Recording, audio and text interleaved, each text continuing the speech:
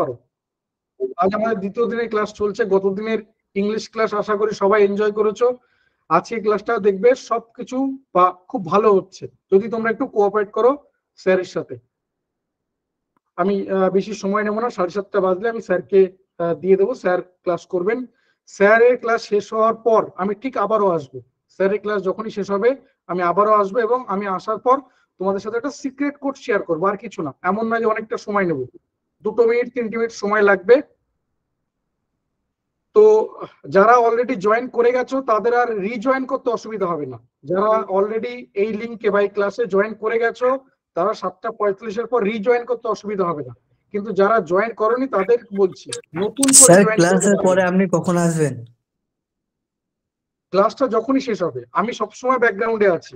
স্যারের ক্লাস যেখানে শেষ হবে, যখনই শেষ হবে আমি ঠিক তার পরপরই আসবো। বলছি স্যার ক্লাসটা রেকর্ড করেন। ক্লাস অলরেডি রেকর্ডিং শুরু হয়ে গেছে, অলরেডি রেকর্ড শুরু হয়ে গেছে। ঠিক আছে, স্যারকে ক্লাস করতে দাও। 7:30 হয়ে গেছে। গুড ইভিনিং স্যার, ওয়েলকাম ক্লাসে। স্যার গুড আপনি evening. Start. Good evening sir. Good evening.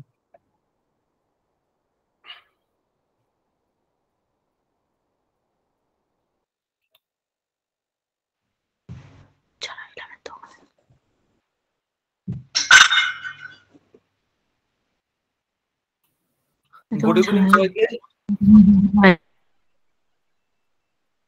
আমার কথা ক্লিয়ার? হ্যাঁ, শুভসন্ধ্যা সকলকে। শুভসন্ধ্যা। ভালো আছো সবাই? হ্যাঁ স্যার। বেশ। হ্যাঁ স্যার, আপনি কেমন আছেন? হ্যাঁ ভালো। আরেকটা কথা না বললেই নয়, সেটা হচ্ছে আগাম শুভেচ্ছা জানাই। কালকে প্রজাতন্ত্র দিবস, তাই তো? কাল প্রজাতন্ত্র দিবস। হ্যাঁ আচ্ছা, আজকে আমরা জিএনএম, ঠিক আছে? একটু মাইকটা অফ করে দাও, মাইকগুলো অফ করে দাও। আমি যদি কিছু জিজ্ঞাসা থাকে আমি জিজ্ঞেস করে নেবো, ইন্ডিভিজুয়ালি জিজ্ঞেস করবো বা তোমাদের জিজ্ঞেস করে নেবো, ওটা নিয়ে কোনো প্রবলেম হবে না, ঠিক আছে? আচ্ছা, আপাতত ওদের মাইকটা বন্ধ রাখছি, ওরা কমেন্ট বক্সে কমেন্ট করতে পারবে। আমি মাঝে মাঝে খুলে দেবো, আপনিও কোশ্চেন করুন তো আমি খুলে দেবো, আমি ব্যাকগ্রাউন্ডে আছি। আচ্ছা আচ্ছা, ঠিক আছে ঠিক আছে ঠিক আছে স্যার। আচ্ছা, কথাটা ক্লিয়ার শোনা যাচ্ছে? বেশ। এইবার ব্যাপারটা হচ্ছে এখনো পর্যন্ত আমি কিছু দেখাইনি, দেখতে পাবে না তোমরা। আমি তোমাদের যখন রিপ্রেজেন্টেশনটা দেবো তখন তোমরা দেখতে পাবে ক্লিয়ার। তো কয়েকটা জিনিস ইনফরমেশন আমি একটু বলে দিই। ব্যাপারটা হচ্ছে কি না, আজকে আমরা জানি আগামীকাল আমাদের প্রজাতন্ত্র দিবস, রিপাবলিক ডে। রিপাবলিক ডে কততম রিপাবলিক ডে সেটা যদি আমাকে জানাও কমেন্টে খুব ভালো হয়। কততম রিপাবলিক ডে, এগুলো তোমাদের কিন্তু পরীক্ষাতে আসতে পারে। এইসব জায়গা থেকে তোমাদের কিন্তু পরীক্ষাতে আসতে পারে। এগুলোকে আমরা কারেন্ট ইভেন্টস বলি। 76তম বলছে শিউলি বলছে 76, রাখি বলছে 76। আচ্ছা 76তম না 75তম? 75th রিপাবলিক ডে বলেছি। প্রজাতন্ত্র দিবস, প্রজাতন্ত্র দিবস যেটা, সেটা হচ্ছে 75তম প্রজাতন্ত্র দিবস। এবার ইন্টারেস্টিং, এটা থেকে আমরা একটা ইনফরমেশন জানলাম। এরপরে আমি যদি বলি, হ্যাঁ একদম একদম, রাখি বলছে 75, হ্যাঁ একদম সবাই মোটামুটি জানে 75তম আমাদের রিপাবলিক ডে বা প্রজাতন্ত্র দিবস। এই প্রজাতন্ত্র দিবস 26শে জানুয়ারি কেন হলো? আমাকে কেউ বলতে পারবে 26শে জানুয়ারি কেন হলো? এটাও একটা কোশ্চেন হতে পারে। 26শে জানুয়ারি কেন আমাদের রিপাবলিক ডে বা প্রজাতন্ত্র দিবস পালন করা হয়? কে বলতে পারবে বলো তো, 26শে জানুয়ারি কেন পালন করা হয়? তার কারণ আচ্ছা, আমাকে দেখা যাচ্ছে না, আপনাকে দেখা যাচ্ছে না, আমাকে দেখে লাভ নেই, যতটুকু জানা ততটুকু জেনে নেবো, ঠিক আছে? স্যার কেন হলো, আচ্ছা সেটা তো বলবো, আমি বলবো তোমাদের কাছ থেকে। আমি একটা মিনিমাম অ্যান্সারটুকু চেয়ে নিই। কোনো আইডিয়া 26শে জানুয়ারি কেন পালন হয়? কারণ 26শে জানুয়ারি পালন হলো, তার কারণ এই 26শে জানুয়ারির দিনটাতে 1950 সালে 26শে জানুয়ারির দিনটাতে আমাদের সংবিধান লাগু হয়েছিল। একদম, ভেরি গুড, একদম একদম মিন্ময় বলেছে ঠিক। তাহলে আমাদের প্রথম সংবিধান, হ্যাঁ একদম, প্রথম সংবিধান যেটা লাগু হয় সেটা হচ্ছে 26শে জানুয়ারি। আচ্ছা ইন্টারেস্টিংলি আরেকটা কথা, একটু ভেতরে চলে যাই। তাহলে এখান থেকে একটা কোশ্চেন হতে পারে, না হওয়ার কিছু নেই, খুব গুরুত্বপূর্ণ একটা প্রশ্ন। আচ্ছা, 26শে জানুয়ারি দিনটাতে কেন সংবিধান লাগু হয়েছিল, এটাকে বলতে পারবে বলো তো আমাকে? 26শে জানুয়ারির দিনটাতে প্রজাতন্ত্র দিবস পালন হয়, সে ততটুকু জানলাম। 26শে জানুয়ারি দিনটাতে কেন প্রজাতন্ত্র দিবসে ওই যে আমাদের সংবিধান যেটা সেটা লাগু হয়েছিল, ওই দিনটাকেই কেন বেছে নেওয়া হয়েছিল? এটা কিন্তু ইতিহাসের কোশ্চেন, হতেই পারে পরীক্ষাতে এসে গেল। এবারে 2024-এর কোশ্চেন পেপারে দেখলে তোমরা যে জিকে পোর্শনে এই একটা কোশ্চেন এসেছে, বা এই রিলেটেড আমি আরো ইনফরমেশন দেবো, সেক্ষেত্রে তোমাদের কোশ্চেন এসে যেতে পারে। কেউ বলতে পারবে কোনো আইডিয়া? আচ্ছা, আমি একটু বলে দিই। সেটা হচ্ছে 1930 সালে, তখন আমাদের ব্রিটিশ শাসন চলছে, ভারতে তখন ব্রিটিশরা শাসন করছে। 1930 সালে আমাদের লাহোর কংগ্রেস সেশন হয়েছিল 1929 সালে, এবং সেই সুবাদে 1930 সালে পূর্ণ স্বরাজের জন্য আমাদের কি করা হয়েছিল? 1930 সালে 26শে জানুয়ারি দিনটাতে কি হয়েছিল দেখা যাচ্ছে না, আমি এখনো কিছু দেখাইনি, কয়েকটা ইনফরমেশন বলে দিই, তোমাদের কাজে লাগবে এবার এই রিলেটেড ইনফরমেশন। আচ্ছা, একটা জিনিস তো হতে পারে, কালকে প্রজাতন্ত্র দিবস উপলক্ষে তুমি যদি কাউকে একটু জ্ঞান দিতে চাও, তাহলে তুমি এই সব জ্ঞান দিয়ে দিতে পারবে। অনেক কিছুই আছে, সব দিক থেকে জ্ঞান অর্জন করতে হবে, আর তার বিস্তার লাভ তখনই করবে যখন তুমি সেটাকে বাড়াবে। তাহলে এই রিলেটেড ইনফরমেশন গুলো যদি জানা থাকে তাহলে সমস্যা কি? হ্যাঁ, কংগ্রেসের শাসন থেকে পূর্ণ স্বরাজ ঘোষণা করা হয়েছিল, একদম। আচ্ছা, কানিজ বলছে, আচ্ছা ঠিক আছে, একদম ঠিক। পূর্ণ স্বরাজ ঘোষণা করা হয়েছিল কবে? 1929 সালে লাহোর কংগ্রেস সেশনে। সেই সুবাদে 1930 সালে, আচ্ছা ভয়েসটা ক্লিয়ার আসছে না, সকলের কি একই প্রবলেম হচ্ছে? আমার মনে হচ্ছে না। আমি বলে দিই, সেই সুবাদে কি হয়েছিল, 1930 সালে আমাদের প্রথম স্বাধীনতা দিবস পালন করা হয়েছিল। 26শে জানুয়ারি প্রথম স্বাধীনতা দিবস পালন করা হয়েছিল। সেই সূত্রে 26শে জানুয়ারি 1950-এ প্রথম কি হয়েছিল, ভারতের সংবিধান লাগু হয়েছিল। আর 26শে জানুয়ারি আমাদের প্রথম প্রজাতান্ত্রিক দিবস বা প্রজাতন্ত্র দিবস পালন করা হয়েছিল, যেটাকে রিপাবলিক ডে বলি। এখন 75তম। ঠিক আছে, এ নিয়ে কোনো সমস্যা নেই। আচ্ছা, এইবার আমাদের বিষয়টাতে আসি। প্রত্যেকটা জায়গা থেকে যা আলোচনা হবে, যা দেখছো জানছো, তোমার পারিপার্শ্বিক, তোমার সারাউন্ডিং, সব জায়গাতে তোমার জিকে লুকিয়ে আছে। শুধু অর্জন করতে হবে, দেখতে হবে, ধরতে হবে, মনে রাখতে হবে, আর কিচ্ছু না। প্রত্যেকটা জায়গা থেকে যদি সরকারি চাকরি পেতে হয়, তাহলে আমরা ছোটবেলাতে একটা খুব কথা জানতাম, যে তুই সব জানতা হয়ে গেছিস, বলতাম না? বা বাবা মারা বা প্রতিবেশী যা কিছু বলতে গেলে বলতো, সব জানতা হয়ে গেছিস। হ্যাঁ, সব জানতা হতে হবে। কোথায়? সরকারি চাকরি পেতে গেলে। খুব ভালো করে মাথাতে রাখতে হবে এটা, খুব ভালো করে এই জায়গাটা কিন্তু ক্লিয়ার রাখতে হবে। বারবার করে বলছি, প্রত্যেকটা জায়গা থেকে আমরা কোশ্চেন আলোচনা করব, এবং না পারার কোনো অবকাশ থাকবে না। আচ্ছা, আশা করি এবার সকলের স্ক্রিনে একটা মোটামুটি একটা ছবি দেখা যাচ্ছে। আচ্ছা, আমি সবকিছু আলোচনা করব, নামত বলবো, সে নিয়ে কোনো সমস্যা নেই। এতটুকু ক্লিয়ার? আচ্ছা, স্ক্রিনটা দেখা যাচ্ছে? একটু জানাও, কমেন্টে জানাও।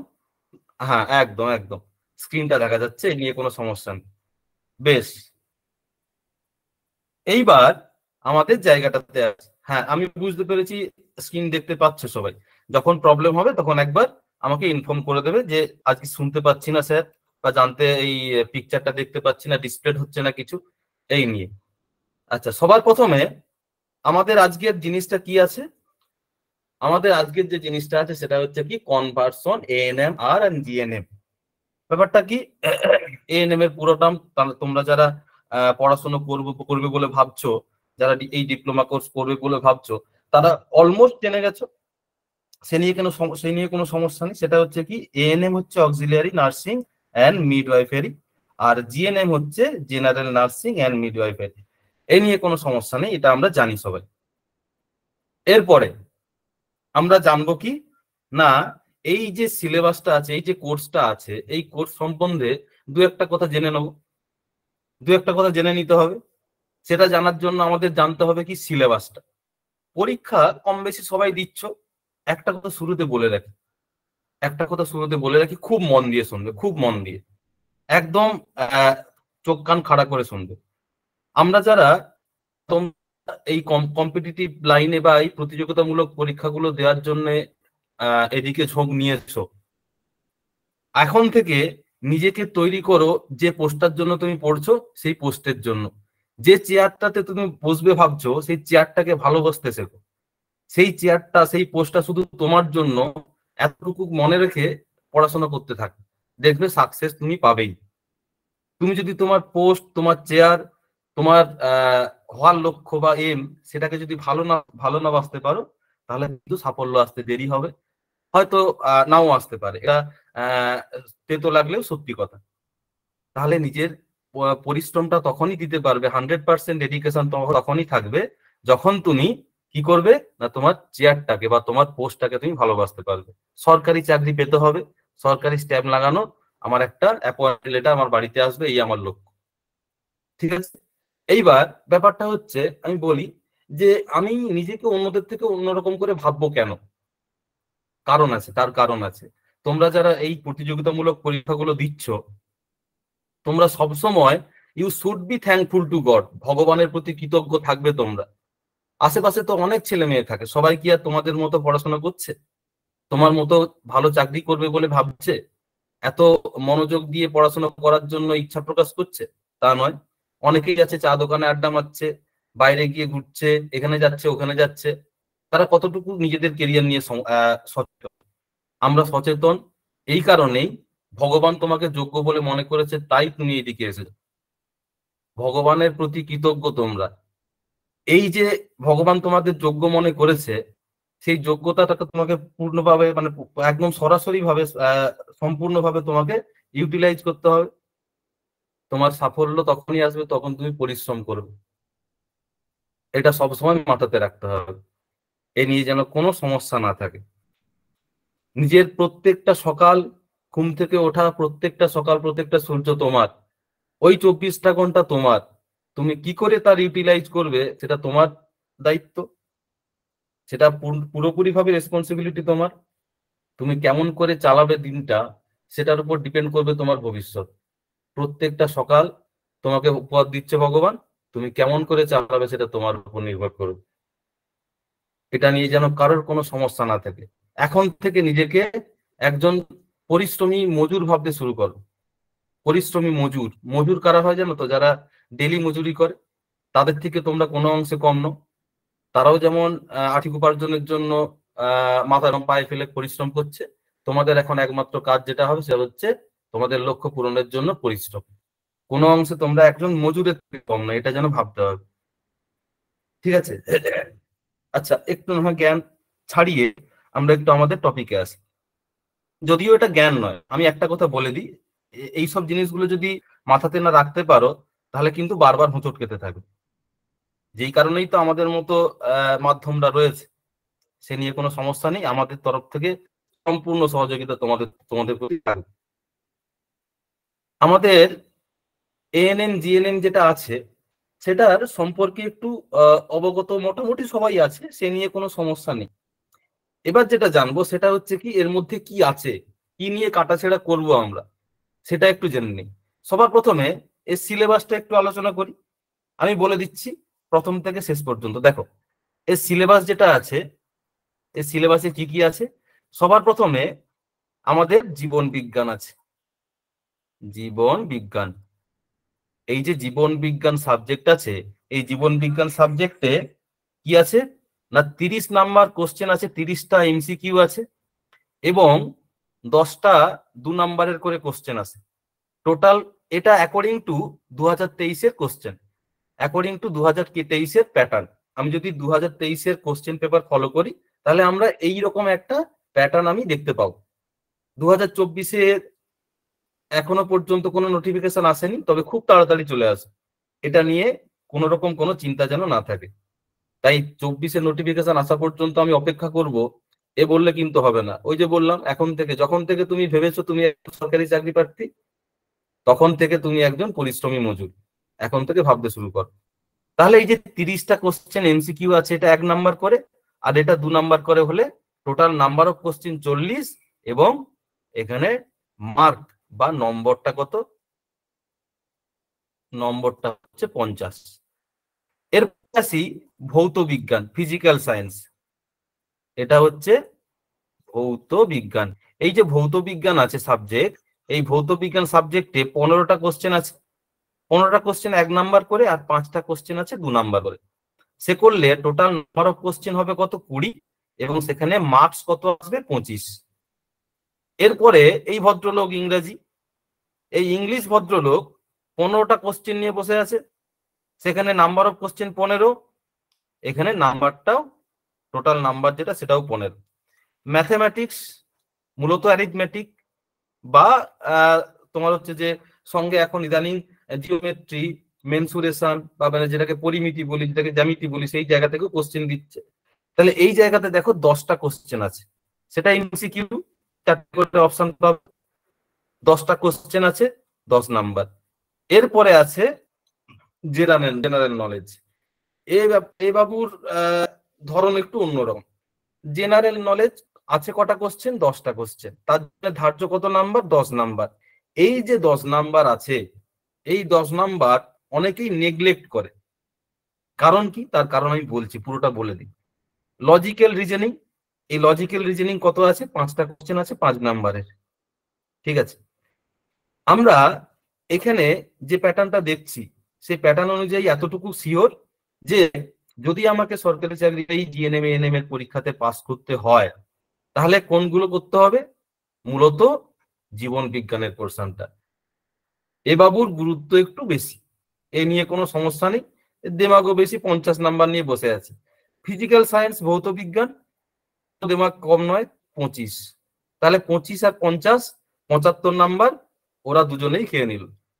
ইংরেজি, ম্যাথামেটিক্স খুব একটা বেশি ম্যাটার করবে না, কারণ যারা সরকারি চাকরির পরীক্ষার জন্য পড়াশোনা করছে তারা এই দুটো সাবজেক্টে কোনো রকম কোনো গাফিলতি করে না সাধারণত। এই দুটোতে মোটামুটি সবাই পারঙ্গত হবে। বাকি আছে কি? জিআই, বা যেটাকে তোমার হচ্ছে যে বাস্তব বিচার, যুক্তি বিচার বলা হয়, বা বাংলাতে যদি বলি বাস্তব যুক্তি বিচার, লজিক্যাল রিজনিং বা জেনারেল ইন্টেলিজেন্স বলি আমরা।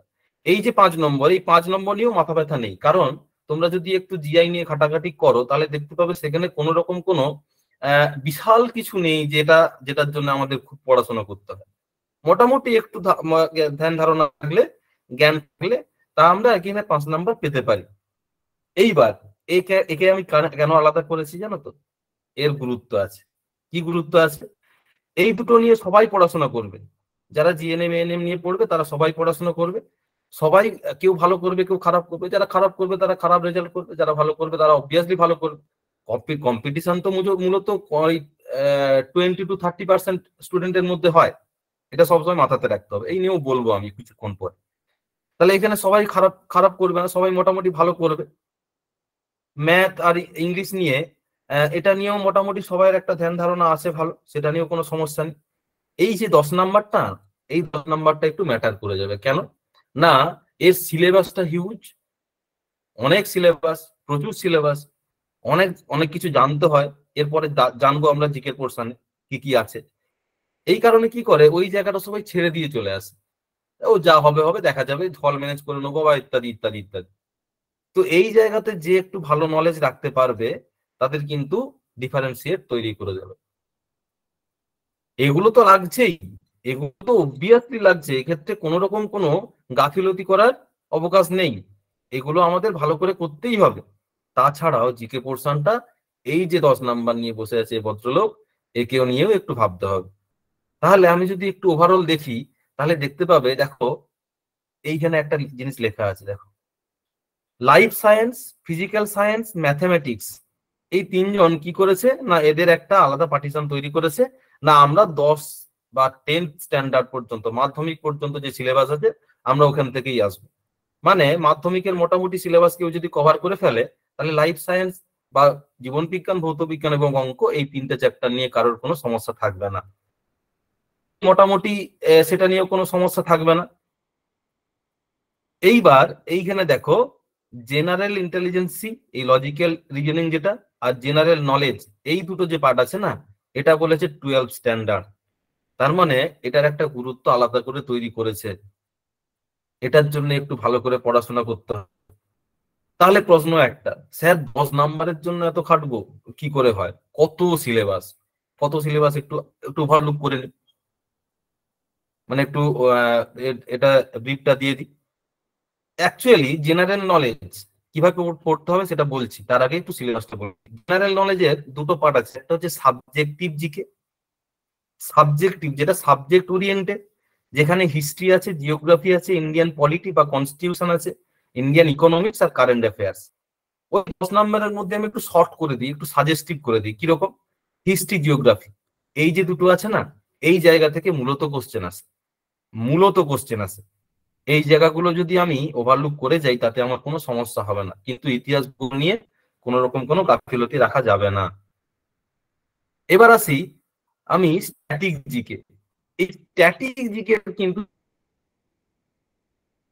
অনেক ধরনের কোশ্চেন এখান থেকে আমরা পেতে পারি। স্ট্যাটিক জিকে বা যেটাকে ট্র্যাডিশনাল জিকে বলা হয়, গতানুগতিক জিকে, কিরকম হতে পারে? India and its political division, Bharat, তার রাজ্য, তার শহর, কেন্দ্রশাসিত অঞ্চল কোথায় কি রয়েছে ইত্যাদিতে, যদিও সেটা আমরা জিওগ্রাফিতে পড়ে নেবো অনেকটাই। বুকস এন্ড অথার, কোন বইয়ের লেখা, কোন লেখকের লেখা বই, কি আছে? বই এবং লেখক, বই এবং লেখক এ নিয়ে পরীক্ষাতে আসতে পারে। এই বই কে লিখেছেন, পরীক্ষাতে আসতে পারে। স্পোর্টস রিলেটেড টার্ম, মানে খেলাধুলা সংক্রান্ত বেশ কিছু টার্ম আছে। যেমন ধরো পরীক্ষাতে এরকম একটা কোশ্চেন এলো যে ধরো বললো যে গ্র্যান্ড স্ল্যাম, বললো যে গ্র্যান্ড স্ল্যাম, এই যে টার্মটা আছে, এই শব্দটা আছে, কোন খেলার সাথে যুক্ত? তোমাকে অপশন দিয়ে দিল ভলিবল, ব্রিজ, আমরা অখান, যেটাকে অখান বলি, তারপরে বললো টেনিস, আর বললো ফুটবল। তখন অ্যান্সার কোনটা করতে হবে? টেনিস। আমরা জানি এরকম গ্র্যান্ড স্ল্যাম আমরা খেলাধুলার মধ্যে যারা থাকি তারা আমরা এই খবরের মধ্যে পেয়ে থাকি।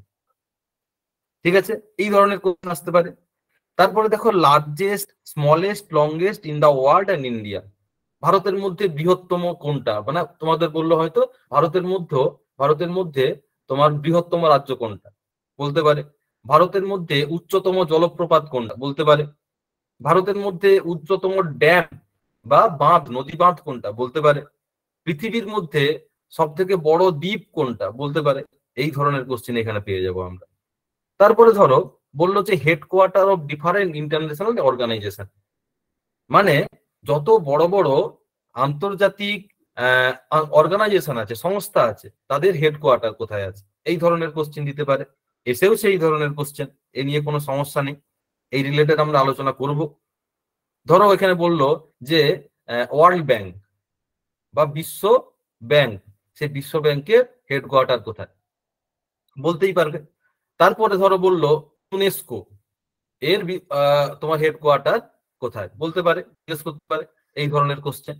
আচ্ছা, অ্যাওয়ার্ডস এন্ড প্রাইজ, বিভিন্ন ধরনের পুরস্কার, Nobel prize, Pulitzer prize, BAFTA award, এইসব অ্যাওয়ার্ড গুলো যেগুলো আছে সেগুলো আসতে পারে। কারেন্সি ইন ডিফারেন্ট কান্ট্রি, বিভিন্ন ধরনের দেশের মধ্যে কি কি নোট বা সেখানকার কারেন্সিকে কি বলা হয় সেটা আসতে পারে।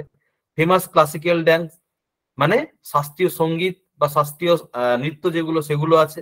মিউজিক্যাল ইনস্ট্রুমেন্ট, মানে কোন কোন বাদ্যযন্ত্র, কোন কোন তোমার হচ্ছে যে তার সাথে কে রিলেটেড, কোন ভদ্রলোক রিলেটেড, এই নিয়ে পরীক্ষাতে কোশ্চেন আসতে পারে। যেমন ধরো বললো যে শঙ্কর ঘোষ কোন বাদ্যযন্ত্রের সাথে রিলেটেড, বা বললো বিসমিল্লা খান কোন বাদ্যযন্ত্রের সাথে রিলেটেড, সম্পর্কিত। এই ধরনের কোশ্চেন আমরা জানি, সেগুলো নিয়ে আলোচনা করব পরে পরে। পেন্টিংস এন্ড পেন্টার্স, ধরো বললো মোনালিসা ছবিটি কার আঁকা, বলতে পারে, এখান থেকে কোশ্চেন দিয়ে দিতে পারে। তারপরে হলো different festival in different state, এই যেমন কিছুদিন আগে তোমার হচ্ছে যে বিহু বিহু বিহু উৎসব, সে কোথাকার উৎসব, ভারতের কোন রাজ্যের উৎসব, সেই ধরনের কোশ্চেন দিয়ে দিতে পারে। তাহলে এইসব কোশ্চেন আমাদের কিন্তু আসতে পারে এইসব জায়গা থেকে। দেখো এটসেট্রা লেখা আছে, এরকম প্রচুর জিনিস আছে। এইবার যেটা বলি সেটা হচ্ছে, স্যার এই যে দেখালেন জেনারেল নলেজের মধ্যে সাবজেক্টিভ জিকে আছে, আবার তোমার স্ট্যাটিক জিকে আছে, এত কিছু পড়বো কিভাবে?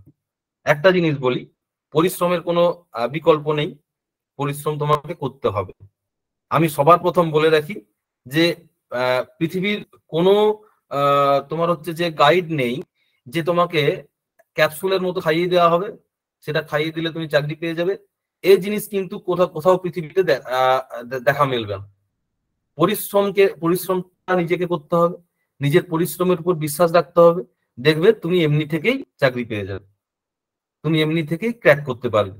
এবং সেটা সঠিক পথে পরিচালনার জন্য আমরা আছি, মনে রাখতে হবে এটা। এবার এই গেমটাতেই আসি আমরা। পরিশ্রম তো করবো, কিন্তু কি গাধার মতো পরিশ্রম করব? গাধা তো প্রচুর পরিশ্রম করে, কিন্তু তাকে কি মাথায় তুলে নাচে সবাই? না।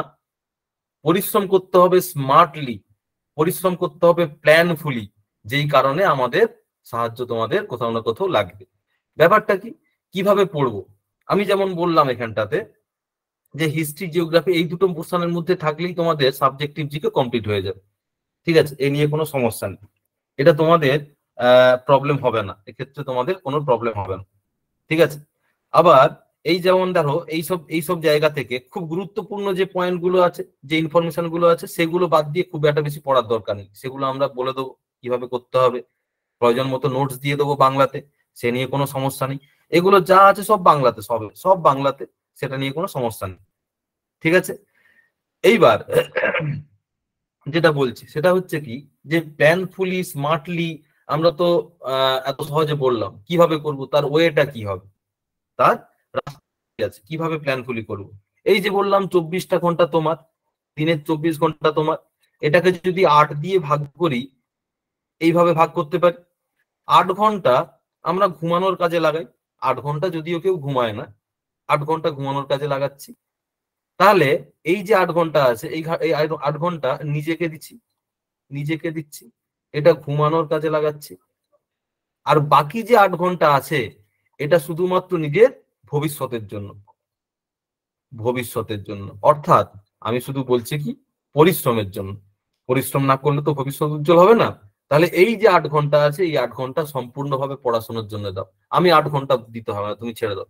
তুমি যদি রেগুলার 6 ঘন্টা করেও পড়ো, রেগুলার 6 ঘন্টা করে পড়ো, তাহলে তুমি অবশ্যই 1-2 বছরের মধ্যে চাকরি পাবে, সে নিয়ে কোনো সমস্যা নেই। আমি তোমাদের বলছি, আমি তোমাদের অ্যাসিওর করছি। তবে হ্যাঁ, পরিশ্রমটা যেন এমনটা যেন না হয় আমি পড়াশোনা করছি, পড়াশোনা করতে করতে পাশে ফোনে একটা টং করে মেসেজ এলো, ওই যা ফোনের মধ্যে ঢুকলাম, ঘন্টার পর ঘন্টা কেটে গেল। এটা বাস্তব, এটা হয়, এটা আমি জানি। এই জিনিসগুলো যেন না হয়। এই জিনিসগুলো কখন হবে না জানো? এই যে মাঝে মাঝে ডিস্ট্রাকশন পড়ার মধ্যে, এগুলো একদম বাস্তব থেকেই বলছি আমি, এ নিয়ে কোনো সমস্যা নেই, এ নিয়ে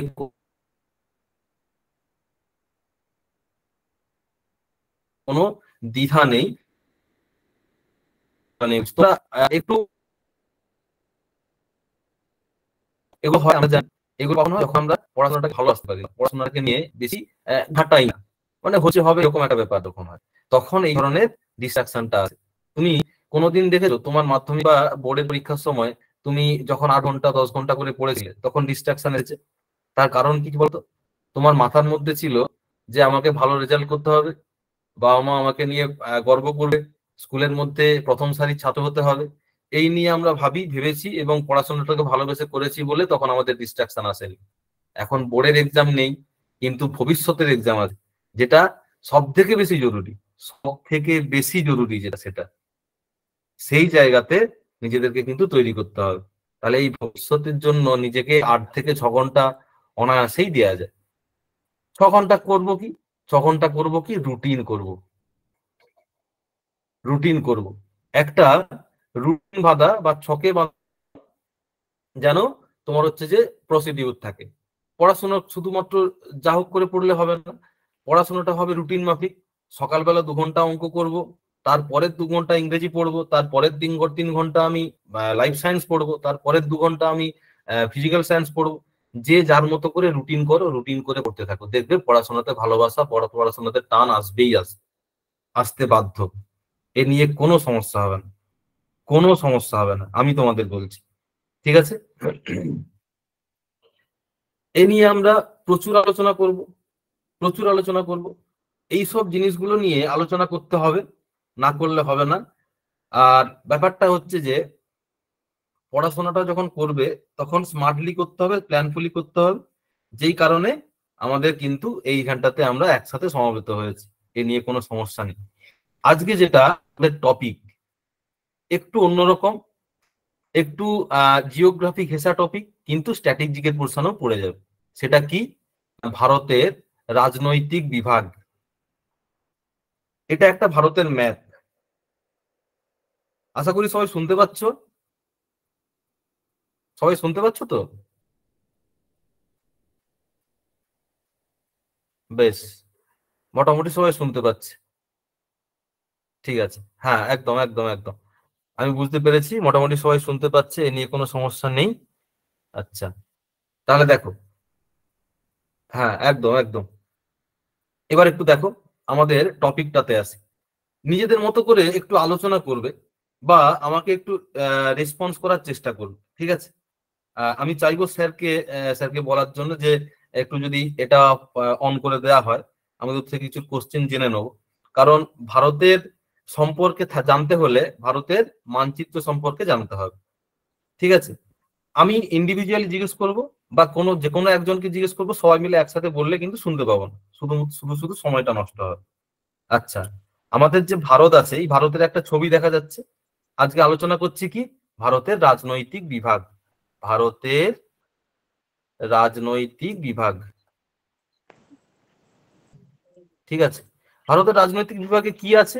ভারত আছে, তার সাথে তার তোমার হচ্ছে যে অন্তর্গত রাজ্যরা আছে, তার সাথে সাথে কেন্দ্রশাসিত অঞ্চলগুলো আছে এবং প্রতিবেশী দেশগুলো আছে। এই সব নিয়ে আমাদের ভারতের রাজনৈতিক বিভাগ।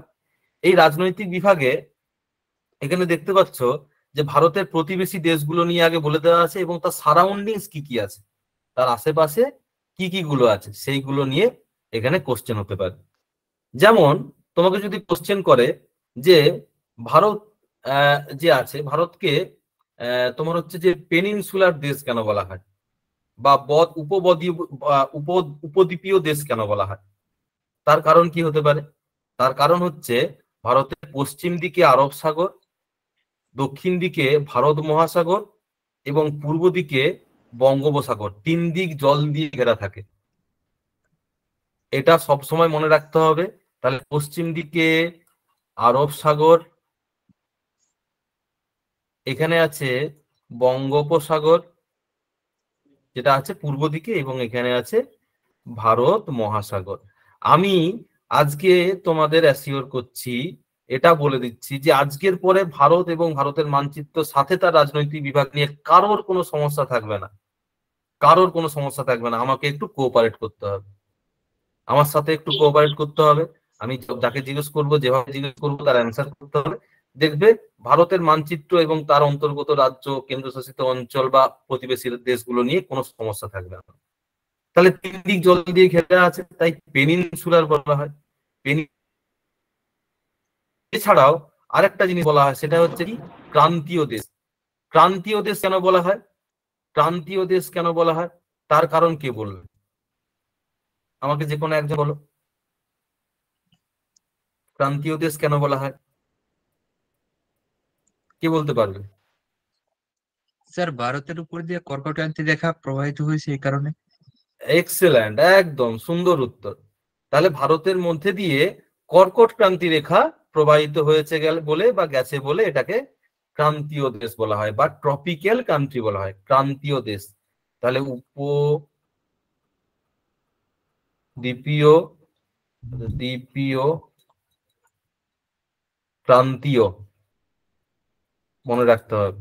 আচ্ছা, আমাকে আরেকজন বলো, এই যে কর্কট ক্রান্তি রেখা বললাম, কর্কট ক্রান্তি রেখা, কর্কট ক্রান্তি রেখা, এই কর্কট ক্রান্তি রেখার মান কত?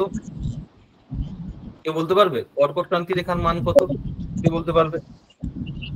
66 ডিগ্রি। আচ্ছা, আমি অপশন দিই। 66.5 ডিগ্রি উত্তর, 66.5 ডিগ্রি, 23.5 ডিগ্রি উত্তর, 23.5 ডিগ্রি দক্ষিণ। যে কোনো একজন বল। কোনটা হবে? 63° উত্তর। কোনটা? 23.5 ডিগ্রি উত্তর, একদম না, 23.5 ডিগ্রি উত্তর। ঠিক আছে, এবার এবার একটু মাইকটা অফ করে দাও সবাই, আমি আবার জিজ্ঞেস করবো, মাইক অফ করে দাও সবাই। তাহলে 23.5 ডিগ্রি উত্তর যেটা আছে সেটা হচ্ছে আমাদের কর্কটক্রান্তি রেখার মান। এটা তো একটা কাল্পনিক রেখা, এটা হচ্ছে একটা অক্ষরেখা, এটা হচ্ছে একটা অক্ষরেখা। সেই অক্ষরেখার মান কত? 23.5 ডিগ্রি উত্তর।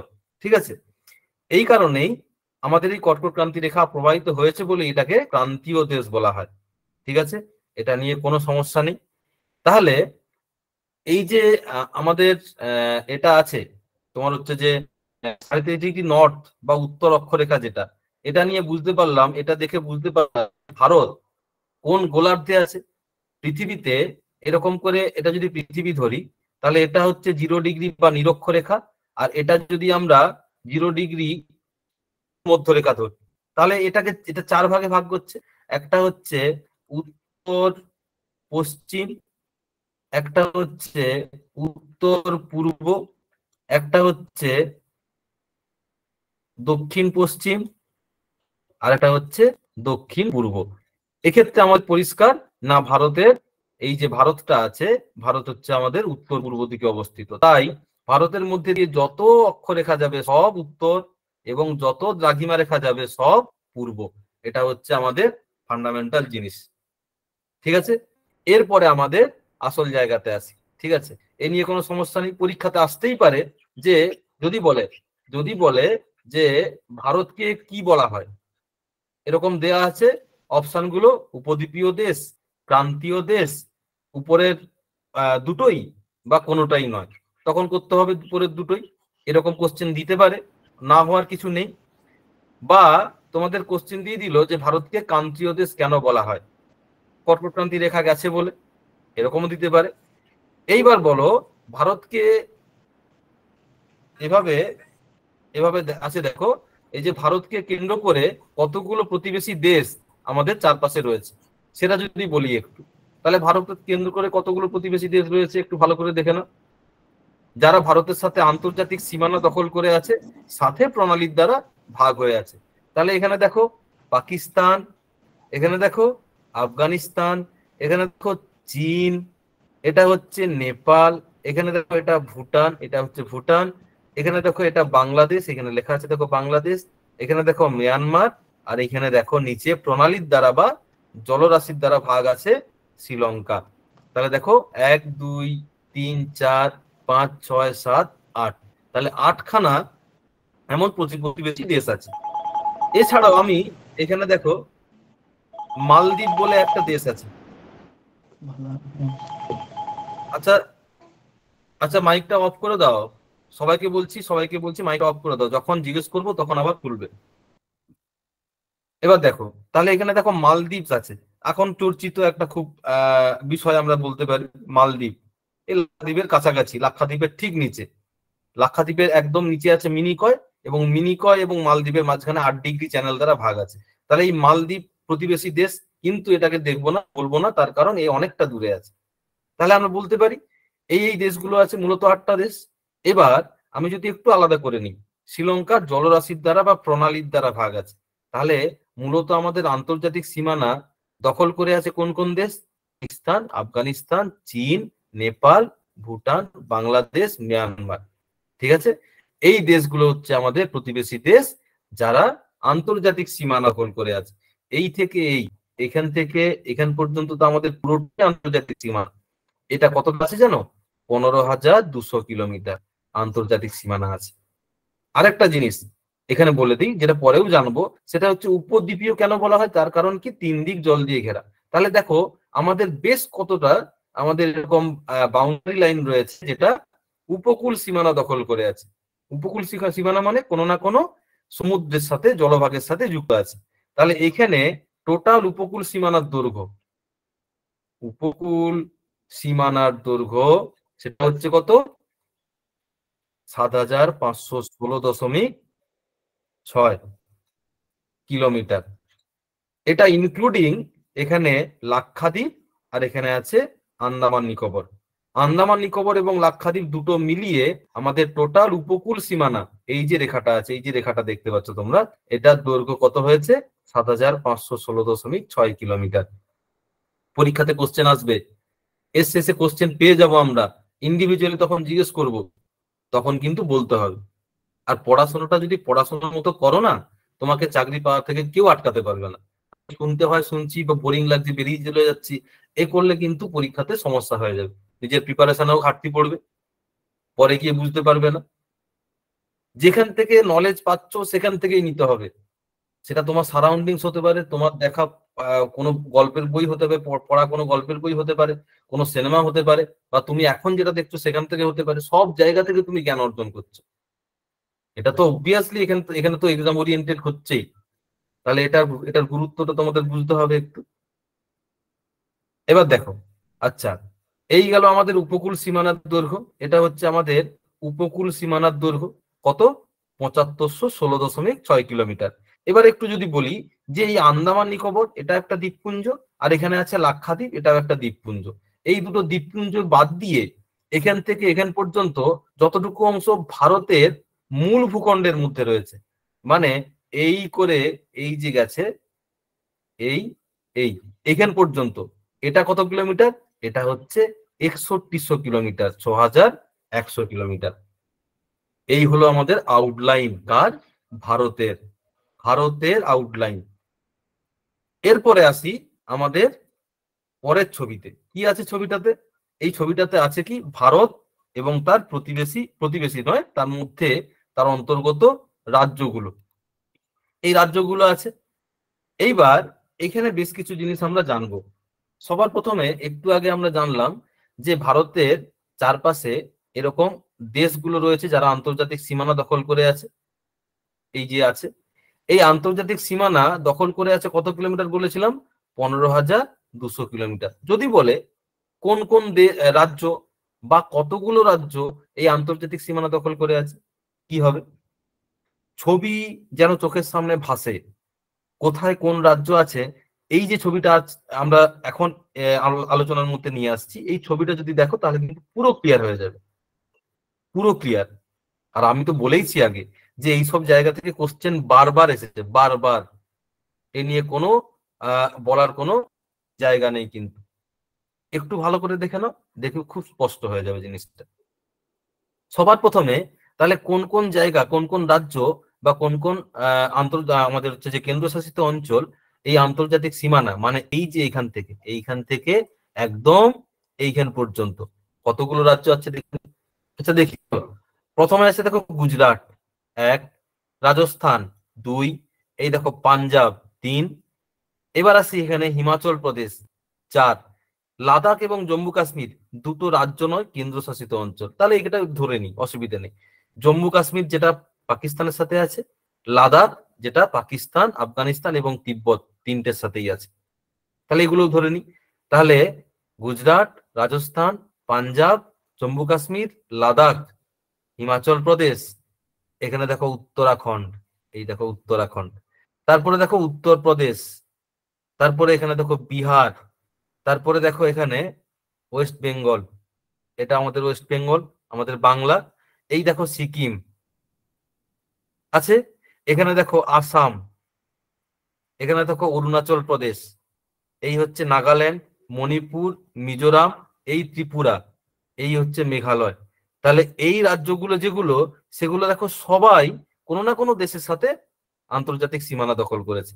তাহলে কতগুলো হলো? ১, ২, ৩, ৪, ৫, ৬, ৭, ৮, ৯, ১০, ১১, ১২, ১৩, ১৪, ১৫, ১৬। তাহলে ১৬টা রাজ্য আছে, ১৬টা রাজ্য আছে। আমি যদি কেন্দ্রশাসিত অঞ্চলগুলো ইনক্লুড করি তাহলে দুটো বেড়ে যাবে, আর কিছু না। আচ্ছা, এখান থেকে একটা ইনফরমেশন আমরা কালেক্ট করি। আচ্ছা ধরো পরীক্ষাতে কোশ্চেন এলো যে লাদাখ এবং জম্মু কাশ্মীর কবে রাজ্য থেকে কেন্দ্রশাসিত অঞ্চল হয়েছে। লাদাখ এবং জম্মু কাশ্মীর এগুলো তো আগে রাজ্য ছিল, এই রাজ্য থেকে কবে কেন্দ্রশাসিত অঞ্চল হয়েছে পরীক্ষাতে যদি কোশ্চেন আসে, কি করব? সেটা হবে, অ্যান্সার কত হবে? 31 অক্টোবর ২০১৯। তাহলে এই তারিখটাতে লাদাখ এবং জম্মু কাশ্মীর দুটো কেন্দ্রশাসিত অঞ্চল হয়েছে, যেটা আমাদের বলতে পারি নবীনতম কেন্দ্রশাসিত অঞ্চল। এটা নিয়ে কোনো সমস্যা নেই। এই গেল আমাদের 16টা রাজ্য যাদের সাথে আন্তর্জাতিক সীমানা রয়েছে। 16টা রাজ্য যাদের সাথে আন্তর্জাতিক সীমানা রয়েছে। কত? 15,200 কিলোমিটার। আচ্ছা, আমি যদি বলি কতগুলো রাজ্য আছে যাদের সাথে উপকূল সীমানা দখল করে আছে? যারা উপকূল সীমানা দখল করে আছে, উপকূল মানে এই যে দিন দিক জলধার দ্বারা জলরাশি দ্বারা ঘেরা আছে। দেখো, প্রথমে আসি গুজরাট, তারপরে দেখো মহারাষ্ট্র, তারপরে দেখো এখানে কর্ণাটক, তারপরে এটা হচ্ছে কেরালা, এই গেল তামিলনাড়ু, এই হলো অন্ধ্রপ্রদেশ, এই ওড়িশা, এই আমাদের ওয়েস্ট বেঙ্গল। তাহলে কতগুলো রাজ্য হলো? 1 2 3 4 5 6 7 8। আরেকটা আছে গোয়া, এটা বাদ দিয়ে চলে গেছি, ভদ্রলোক ছোট তো তাই সব সময় চোখে পড়ে না। তাহলে 16টা রাজ্য আন্তর্জাতিক সীমানা দখল করে আছে, এখানটাতে লিখছি। আন্তর্জাতিক সীমানা রয়েছে কতগুলো? 16টা। উপকূল সীমানা, উপকূল সীমানা রয়েছে কতগুলো? 9টা। আচ্ছা, এই দুটো থেকেছে। আচ্ছা, আমরা যদি বলি যে কোন কোন রাজ্যের মধ্যে এই আন্তর্জাতিক সীমানা আর উপকূল সীমানা কোনোটাই নেই, কোনোটাই নেই, পরীক্ষাতে আসতে পারে। যে বলল যে নিম্নলিখিত কোন রাজ্যের সাথে উপকূল সীমানা এবং আন্তর্জাতিক সীমানা কোনোটাই নেই, চলে আসতে পারে, বলা নেই, বলা যায় না। 2024-এ হয়তো কোশ্চেন এটা এসে যেতে পারে, না হওয়ার কিছু নেই। তাই প্রত্যেকটা চোখ কান খোলা রেখে মনে রাখতে হবে এগুলো। কোন কোন রাজ্য একটু ভালো করে দেখে নিই। দেখো, রাজ্যগুলোর অবস্থানগুলো কিন্তু খুব খুব গুরুত্বপূর্ণ। সবার প্রথম আসি হরিয়ানা, এই দেখো এই ভদ্রলোক উপরে বসে আছে।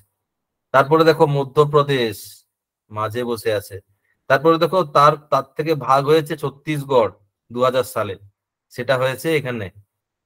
সে দেখো কোন রকম কোনো আন্তর্জাতিক সীমানা বা উপকূল সীমানা কারোর সাথেই নেই। তেলেঙ্গানা 2014 সালে ভাগ হয়েছে অন্ধ্রপ্রদেশ থেকে। আর ঝাড়খণ্ড, এটাও 2000 সালে ভাগ হয়েছে বিহার থেকে। তাহলে কতগুলো রাজ্য হলো যাদের সাথে কিছুই নেই? 1 2 3 4 5। তাহলে 5টা রাজ্য আছে যাদের সাথে আন্তর্জাতিক সীমানা এবং উপকূল সীমানা কোনোটি নেই। আমি শুধু লিখছি কোনোটি নেই। কতগুলো? 5টা। এবার একটু যোগ করি সবগুলো মিলিয়ে, কতগুলো হচ্ছে? 16 9 25 5 30। মাথা স্ট্রাইক করেছে কিছু? হ্যাঁ করেছে। কি বলতো, আমাকে কেউ একজন বলো যে কতগুলো রাজ্য আছে বর্তমানে ভারতে? ভারতে মোট রাজ্যের সংখ্যা কত? রাজ্যের সংখ্যা কত কে বলতে পারবে? ভারতে মোট রাজ্যের 30 সংখ্যা? বলো। হ্যাঁ 30। 29 ভারতে মোট রাজ্যের সংখ্যা 29টি। 28টি। 28। 28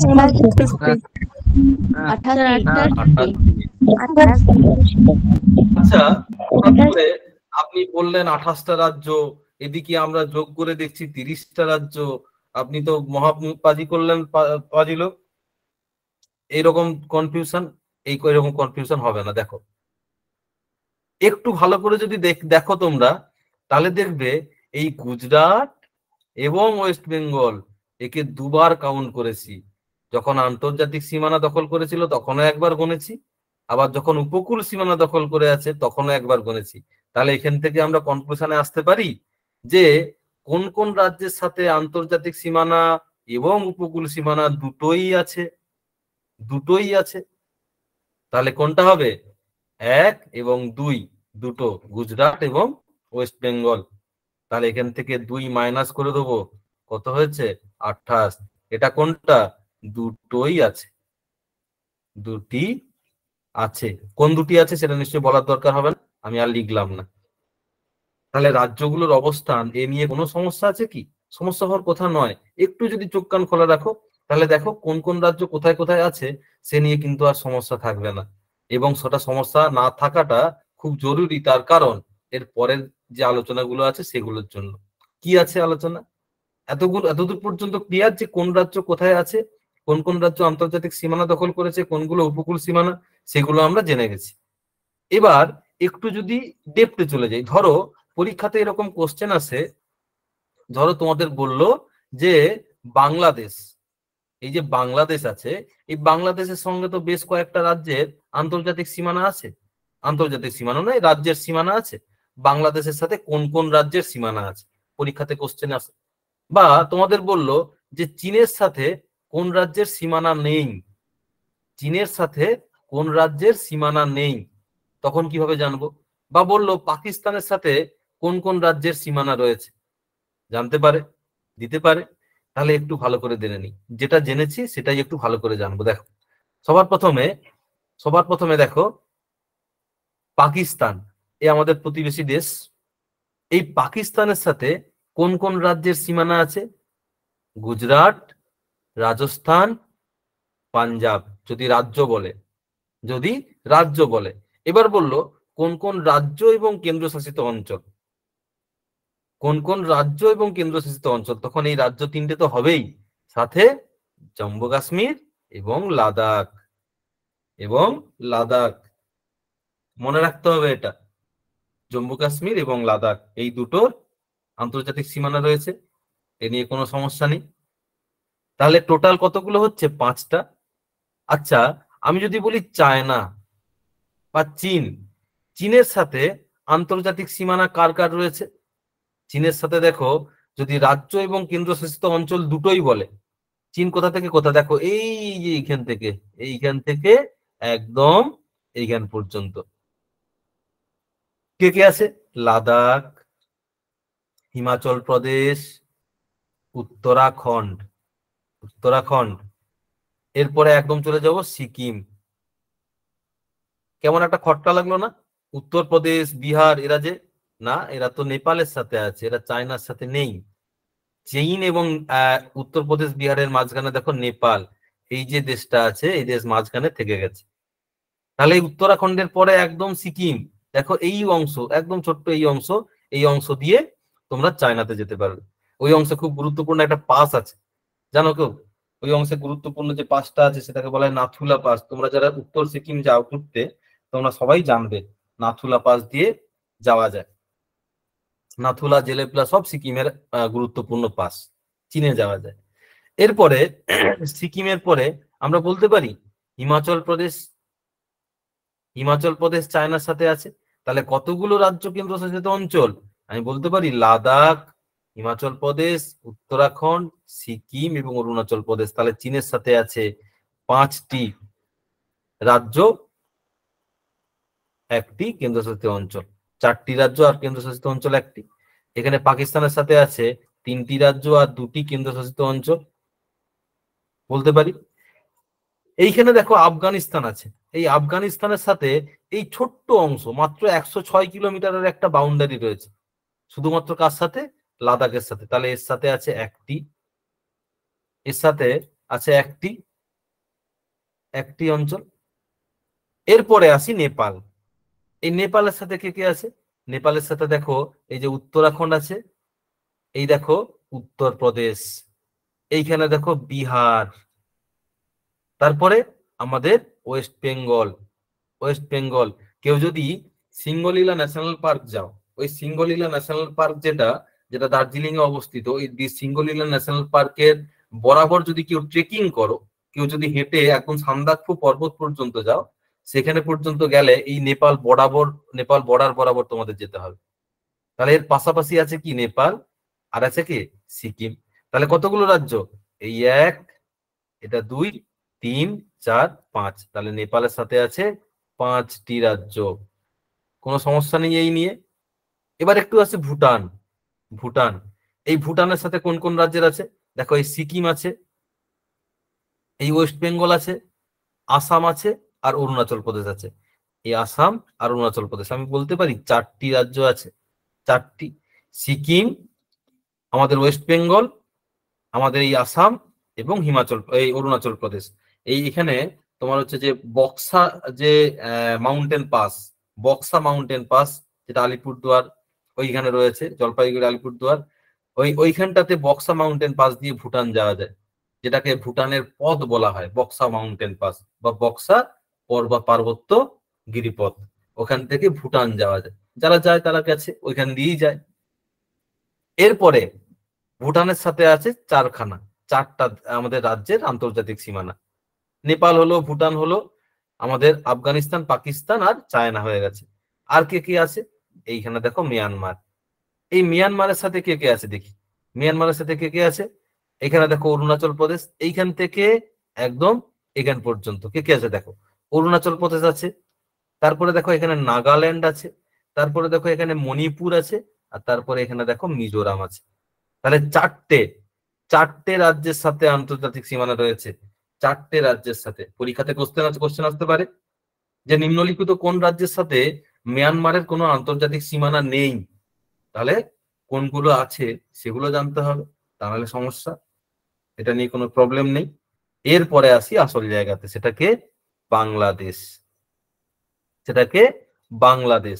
মনে রাখতে হবে এই ছোট্ট এতটুকু অংশের মধ্যে থাকলেও ভারতের সব থেকে বেশি যার সাথে আন্তর্জাতিক সীমানা রয়েছে ভারতের, সেটা হচ্ছে বাংলাদেশ। সব থেকে বেশি আমাদের আন্তর্জাতিক সীমানা যেটা রয়েছে সেটা বাংলাদেশের সাথে, 4096 কিলোমিটার, অনেকটা বেশি। মনে রাখতে হবে এটা। তাহলে কোন কোন রাজ্যের সাথে একটু দেখে নিই। অবভিয়াসলি আমাদের ওয়েস্ট বেঙ্গল হবে, সে নিয়ে কোনো সমস্যা নেই, ওয়েস্ট বেঙ্গল তো হবেই। এখানে তোমার হচ্ছে উত্তর 24 পরগনা, এখানে মালদা, মুর্শিদাবাদ, উত্তর দিনাজপুর, দক্ষিণ দিনাজপুর, দার্জিলিং, আলিপুরদুয়ার, এগুলো সব আছে। তারপরে কি আছে? এই দেখো মেঘালয়, এটা আছে। এই দেখো আসামে এইখানটাতে একটু জয়েন করেছে, আবার এইখানটাতে একটু জয়েন করেছে, দুটো জায়গাতে, উপরের দিকে আর নিচের দিকে। আর কি আছে? এখানটাতে আছে ত্রিপুরা, আর এখানে আছে মিজোরাম। তাহলে এই ওয়েস্ট বেঙ্গলের এইখান থেকে বরাবর হয়ে একদম মিজোরাম পর্যন্ত কতগুলো আছে? 1 2 3 4 5, তাহলে 5খানা আছে। 5খানা রাজ্যের সাথে আন্তর্জাতিক সীমানা রয়েছে। একদম সুন্দর করে মনে রাখতে হবে এই জায়গাতে, যেন কারণ না কোনো সমস্যা থাকে। এই রিলেটেড আমরা কোশ্চেন একটু পরেই করব, পরীক্ষাতে কোশ্চেন এসেছে, এবং বলা যায় না এই আলোচনার মধ্যেই তোমাদের দেখবে জিকে পোরশন থেকে কোশ্চেন দিয়ে দিল, হতেই পারে, না হওয়ার কিছু নেই। এবং এই জায়গাতে কিন্তু চোখ কান খোলা রেখে, ভারতের মানচিত্র না জানলে, ভারতের ভূগোল কেন, ভারতের ইতিহাসও বা ভারতের তোমার হচ্ছে যে অন্য কোনো অ্যাসপেক্ট থেকে যদি আমরা কোশ্চেন কনসিডার করি, সেই জায়গা থেকেও কিন্তু ক্লিয়ার হবে না।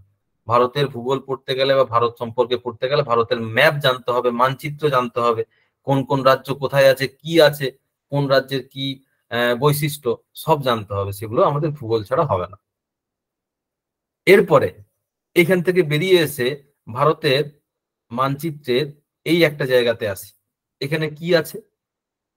আমি যদি কোশ্চেন করে যে ভারতের একদম উত্তরতম বিন্দু কোনটা, ভারতের একদম উত্তরতম বিন্দু, যদি বলে ভারতের একদম দক্ষিণতম বিন্দু কোনটা, বা ভারতের পশ্চিমতম বিন্দু, পূর্বতম বিন্দু কোনগুলো হতে পারে, সেই জায়গাতে যদি কোশ্চেন দিয়ে দেয় তাহলে কি করব? এইখানে দেখো লেখা আছে ভারতের উত্তরতম বিন্দু কোনটা? ইন্দিরা কোল। কোথায় আছে? লাদাখে, ইন্দিরা কোল। এইটা হচ্ছে ভারতের উত্তরতম বিন্দু।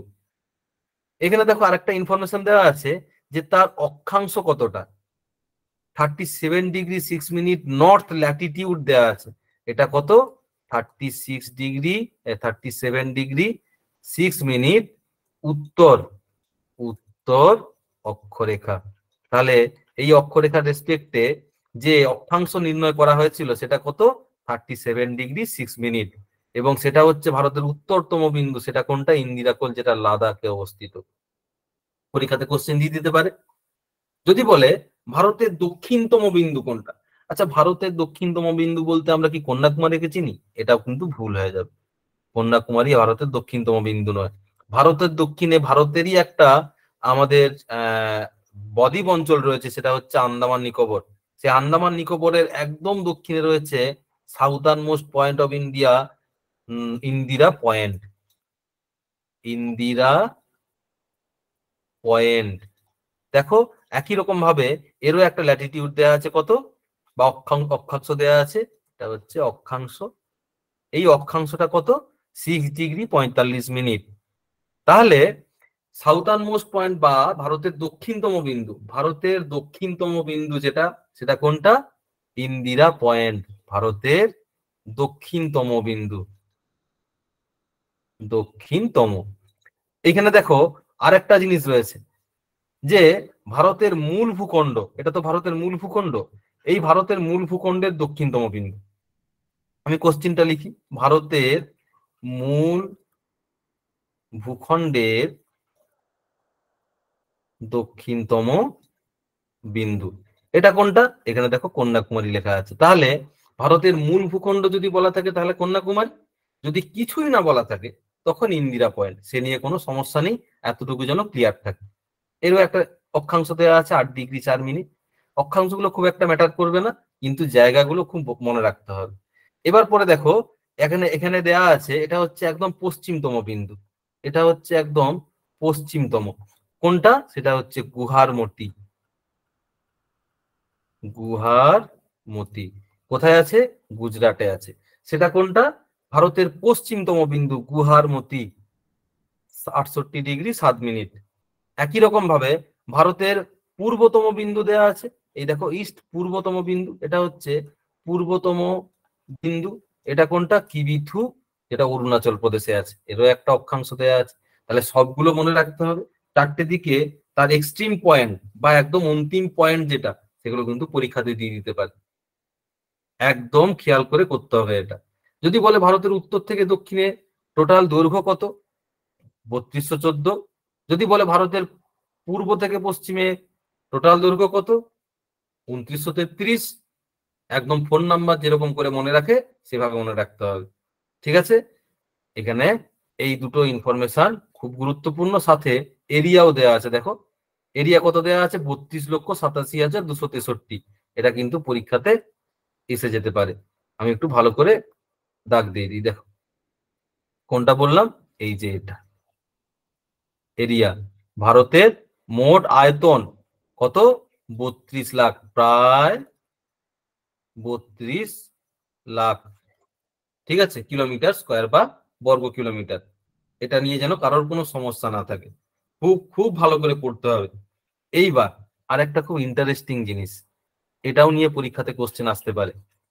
আমরা শুরুতেই আজকে আমাদের আলোচনায় পড়েছিলাম যে ভারতকে ক্রান্তীয় দেশ বলা হয়। কেন ক্রান্তীয় দেশ বলা হয়? তার কারণ কি না, ভারতের মাঝখান দিয়ে কর্কট ক্রান্তি রেখা গেছে, ভারতের মাঝখান দিয়ে কর্কট ক্রান্তি রেখা গেছে। কর্কট ক্রান্তি রেখা মানে 23.5° উত্তর অক্ষরেখা। কর্কট ক্রান্তি রেখা মানে 23.5° উত্তর অক্ষরেখা। সেই যে কর্কট ক্রান্তি রেখা গেছে, দেখা এখানে ছবিতে এই যে ডট ডট করে দাগ দেওয়া আছে, ওটা হচ্ছে কর্কট ক্রান্তি রেখা। ওই কর্কট ক্রান্তি রেখা কোন কোন রাজ্যের মধ্যে দিয়ে গেছে? পরীক্ষাতে কোশ্চেন দিয়ে দিতে পারে। যদি বলে ভারতের কোন কোন রাজ্যের মধ্যে দিয়ে কর্কট ক্রান্তি রেখা গেছে, তাহলে কি করব?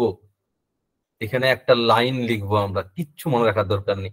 এই দেখো topic of cancer passes through, মানে এটা টপিক অফ ক্যান্সার মানে কি? কর্কট ক্রান্তি রেখা। কর্কট ক্রান্তি রেখা কোন কোন রাজ্যের মধ্যে দিয়ে গেছে? কর্কট ক্রান্তি রেখা কোন কোন রাজ্যের মধ্যে দিয়ে গেছে, সেগুলো যদি জানতে হয় আমরা কি মুখস্থ করব? না, এখানে লাইন লিখবো। কি লাইন লিখবো? একটু ভালো করে মন দিয়ে শোনো। গুজরাটের রাজার মেয়ে ছবি ঝুলিয়ে পশ্চিমে তীর মারে। গুজরাটের রাজার মেয়ে ছবি ঝুলিয়ে পশ্চিমে তীর মারে, একটু অ্যাবস্ট্রাক্ট লাগলো। হঠাৎ করে এই লাইন কেন লিখতে হলো স্যার? এই লাইন লিখতে হলো তার কারণ আছে। কোন কোন রাজ্যের মধ্যে দিয়ে ট্রপিক অফ ক্যান্সার গেছে, মানে এই যে ডট ডট লাইনটা গেছে, সেগুলো কোন কোন রাজ্যের মধ্যে দিয়ে গেছে যদি বের করতে হয়, দেখো এই লাইনের মধ্যেই আছে। গুজরাটের দিয়ে গুজরাট, রা দিয়ে রাজার দিয়ে রাজার প্রথম অক্ষর রা, রা দিয়ে রাজস্থান, ম ম দিয়ে মধ্যপ্রদেশ, মেয়ের ম দিয়ে মধ্যপ্রদেশ, ছবির ছ দিয়ে ছত্তিশগড়, ঝুলিয়ের ঝ দিয়ে ঝাড়খণ্ড, পশ্চিমের প দিয়ে পশ্চিমবঙ্গ, তীরের ত দিয়ে ত্রিপুরা, আর মারের ম দিয়ে মিজোরাম। তাহলে গুজরাটের রাজার মেয়ে ছবি ঝুলিয়ে তীর মারে, এই লাইনটা যদি মনে রাখতে পারি, তাহলে এইখান থেকে কোশ্চিন কিন্তু আমরা একটাও আটকাবে না, এইখান থেকে আমরা সব কোশ্চেন পারবো। আর এই ধরনের কোশ্চেন কিন্তু পরীক্ষাতে প্রায় প্রায় আসে, এটা সব সময় মাথাতে রাখতে হবে, সব সময় মাথাতে রাখতে হবে। ঠিক আছে, ভারতের আউটলাইন, ভারতের ম্যাপ, মানচিত্র, কেন্দ্রশাসিত অঞ্চল, রাজ্য, এগুলো সব আমাদের আলোচনা করতে হবে। পরবর্তীকালে আরো অনেক বেশি আলোচনা করব। আচ্ছা, এক কাজ করি, যতটা করালাম তার উপরে 5টা কোশ্চেন যেটা খুব ইম্পর্টেন্ট পরীক্ষার জন্য মেবি আসতে পারে, এবং এর মধ্যে অনেক 2-1টা কোশ্চেন আছে যেগুলো প্রিভিয়াস ইয়ারে এসেছে, সেরকম কয়েকটা কোশ্চেন নিয়ে আমি একটু আলোচনা করি। সবার প্রথমের কোশ্চেন, আজকের সবার প্রথমের কোশ্চেন, চলো কেউ একজন অ্যান্সার করো আমাকে। নিচের কোন রাজ্যের সাথে বাংলাদেশের সীমানা নাই? কে বলতে পারবে? নিচের কোন রাজ্যের সাথে বাংলাদেশের সীমানা নেই? কে বলতে পারবে? চট করে বলো। সম্ভবত মাইকটা অফ আছে মনে হচ্ছে। যদি একটু আলোচনা করি তাহলে এখান থেকে কোন রাজ্যের সাথে বাংলাদেশের সীমানা নাই যদি বলি তাহলে কি হবে? কোন রাজ্যের সাথে বাংলাদেশের সীমানা নাই? একটু ভালো করে যদি দেখো তাহলে বাংলাদেশের সীমানা কার কার সাথে আছে এখানে দেখো ক্লিয়ার আছে। ছবিটা কিছুক্ষণ আগেই আমরা করেছি, ছবিটা কিছুক্ষণ আগেই করেছি। দেখো সবার প্রথমে কি কি আছে? পশ্চিমবঙ্গ, আসাম, মেঘালয়, ত্রিপুরা, মিজোরাম। পশ্চিমবঙ্গ, আসাম, মেঘালয়, ত্রিপুরা, মিজোরাম। তাহলে এখানে কোনটার সাথে সীমানা নাই? সেটা হচ্ছে মণিপুর। তাহলে বাকি সবগুলো আছে, আসাম, পশ্চিমবঙ্গ, ত্রিপুরা,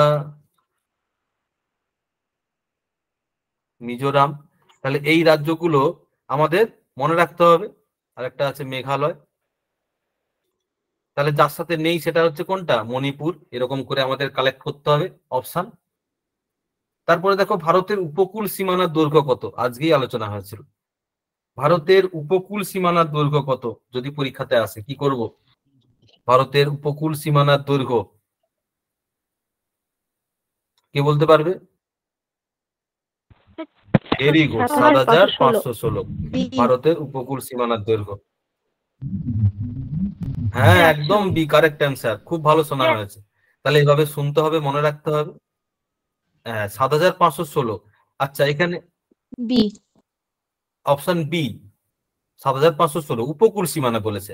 এখানে ৬১০০ যেটা আছে সেটা হচ্ছে ভারতের মূল ভূখণ্ডের উপকূল সীমানার দৈর্ঘ্য, মূল ভূখণ্ডের, সেটা বলেছিলাম। আর ১৫,২০০ কোনটা আছে সেটা হচ্ছে আন্তর্জাতিক সীমানা রয়েছে ওটা।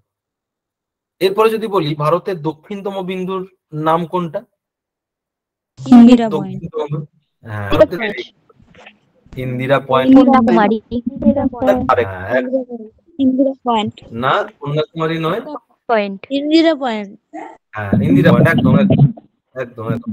তাহলে কন্যাকুমারী যেটা আছে সেটা কেন হবে না? তার কারণ এখানে যদি বলা থাকতো ভারতের মূল ভূখণ্ডের দক্ষিণতম বিন্দু, তখন আমরা করতাম কন্যাকুমারী। যেহেতু এটা বলার নেই তাই আমরা করব সরাসরি কি করব না, ভারতের দক্ষিণতম বিন্দু ইন্দিরা পয়েন্ট কোথায় আছে? গ্রেট নিকোবর আইল্যান্ডে। ৪ নম্বর কোশ্চেন যদি বলি তাহলে কি বলবো? সিন্ধু নদ কোন সাগরে মিলিত হয়েছে? একটু ইরিলেভেন্ট কোশ্চেন, এটা হচ্ছে প্রিভিয়াস ইয়ার কোশ্চেন। সিন্ধু নদ কোন সাগরে মিলিত হয়েছে? সিন্ধু নদ যে সাগরে মিলিত হয়েছে সেটা হচ্ছে আরব সাগর। আরব সাগর, আরব সাগরে সিন্ধু নদী এসে মিলিত হয়েছে। আমি যদি একটু ছবিটা দেখি তাহলে ছবিটা হচ্ছে এরকম হবে। সিন্ধু নদ কোথা থেকে এসেছে জানো? সিন্ধু নদ এসেছে আমাদের এই জায়গা থেকে, তিব্বতের মানস সরোবরের কাছ থেকে, মানস সরোবরের কাছ থেকে এইভাবে গেছে, এইভাবে গিয়ে পাকিস্তানে প্রবেশ করে এইভাবে এসে আরব সাগর বা অ্যারাবিয়ান সিতে এসে মিশেছে। তাহলে মনে রাখতে হবে এই ধরনের। তারপরের কোশ্চেন একটু ইন্টারেস্টিং, একটু অন্য রকমের। রাতের আকাশে কোন গ্রহকে লালচে দেখায়? কে বলতে পারবে বলতো? রাতের আকাশে কোন গ্রহকে লালচে দেখায়? বা এটাকে একটু অন্যভাবে ঘুরিয়ে যদি বলে কোন গ্রহকে লাল গ্রহ বলে? এটা সবাই জানে। কে বলতে পারবে? এটা যেটা অ্যান্সার হবে সেটা হচ্ছে কি হবে? মঙ্গল গ্রহ। কিছুদিন আগেই আমরা পাড়ি দিয়েছিলাম, আমাদের যান পাড়ি দিয়েছে, তার কক্ষপথে ঘুরছে, সেই সংক্রান্ত অনেক ইনফরমেশন আমরা পাচ্ছি। আমরা প্রথম দেশ যারা মঙ্গল অভিযান করেছে এবং সাকসেসফুলি করেছে, ভারত। আমরা তাহলে লাল গ্রহ বলতে কোনটা বুঝি? এটা হচ্ছে লাল গ্রহ। আচ্ছা, যদি এরকম আলোচনা করি যে লাল গ্রহ না হয় মঙ্গল হলো, তাহলে নীল গ্রহ কোনটা? নীল গ্রহ, নীল গ্রহ কোনটা কে বলতে পারবে? সেটা হচ্ছে নীল গ্রহ, কে বলতে পারবে? পৃথিবী। নীল গ্রহ হচ্ছে পৃথিবী। আচ্ছা, তাহলে আমি যদি বলি সবুজ গ্রহ, সবুজ গ্রহ কে বলতে পারবে? সবুজ গ্রহ কোনটা? সবুজ গ্রহ কোনটা কে বলতে পারবে?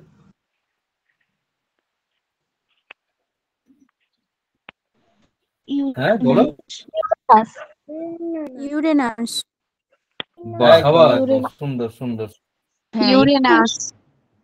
হ্যাঁ একদম ঠিক আছে, ইউরেনাস। ইউরেনাস। আচ্ছা, যদি বলে হলুদ গ্রহ কোনটা? হলুদ গ্রহ সেটা হচ্ছে সূর্য। সূর্য কি গ্রহ? সূর্য হবে। সূর্য কি গ্রহ? ও হবে না, তাহলে মনে রাখতে হবে এই জায়গাটাতে। ঠিক আছে, লাল, নীল, হলুদ, সবুজ। আচ্ছা, সব থেকে উজ্জ্বল গ্রহ, চকচকে গ্রহ, উজ্জ্বল শুক্র। গ্রহ। শুক্র। হ্যাঁ, তোরা জান? শুক্র। তাহলে শুক্র হচ্ছে সব থেকে উজ্জ্বল গ্রহ। প্রত্যেকটার কারণ আছে জানো তো। মঙ্গল গ্রহ লাল দেখায় তার কারণ Fe2O3 বা অক্সিজেনের তোমার হচ্ছে আয়রনের অক্সাইড আছে। নীল গ্রহকে পৃথিবীকে নীল দেখায় তার কারণ এতে প্রচুর জল আছে। ইউরেনাসকে সবুজ দেখায় তার কারণ এখানে প্রচুর মিথেন আছে। বৃহস্পতিকে হলুদ দেখায় তার কারণ এখানে অ্যামোনিয়াম হাইড্রোসালফাইড আছে। Ammonium hydrosulphide, hydrosulphide. চকচকে বা উজ্জ্বল দেখায় শুক্রকে তার কারণ এখানে প্রচুর কার্বন ডাইঅক্সাইড আছে। কেন কার্বন ডাইঅক্সাইড থাকলেই চকচক হয় কেন? তার কারণ কার্বন ডাইঅক্সাইড প্রচুর পরিমাণে সূর্যের তাপ আলো দুটোকে শোষণ করতে পারে এবং রাত্রেবেলা সেটা বিকিরণ করে বলে আমরা শুক্রতারাকে বা শুক্র গ্রহকে এভাবে চকচকে দেখি। ঠিক আছে, এইগুলো আমাদের খুব ভালো করে মনে রাখতে হবে। এরকম প্রচুর ইনফরমেশন আমরা এরপরে জানবো।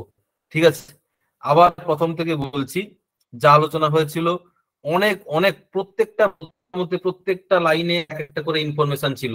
যদি একটু মন দিয়ে শোনো, যদি রেকর্ডিংটা একটু ভালো করে শোনো, তাহলে তোমরা বুঝতে পারবে ক্লাসের গুরুত্বটা। শুধু এটা নয়, পরবর্তী ক্লাসে তোমরা যদি তোমরা যখন ক্লাস করবে সেখানে দেখতে পাবে প্রত্যেকটা সাবজেক্টের আলাদা আলাদা করে এক্সপার্টদের দিয়ে ক্লাস করানো হচ্ছে এবং প্রত্যেকটা ক্লাসের গুরুত্ব আলাদা আলাদা ভাবে আছে।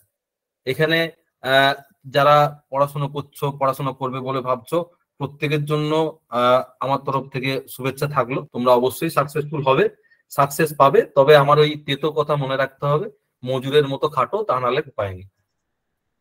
একদম বাস্তব কথা বলছি, একজন নিজেকে মজুর ভাবতে শুরু করো।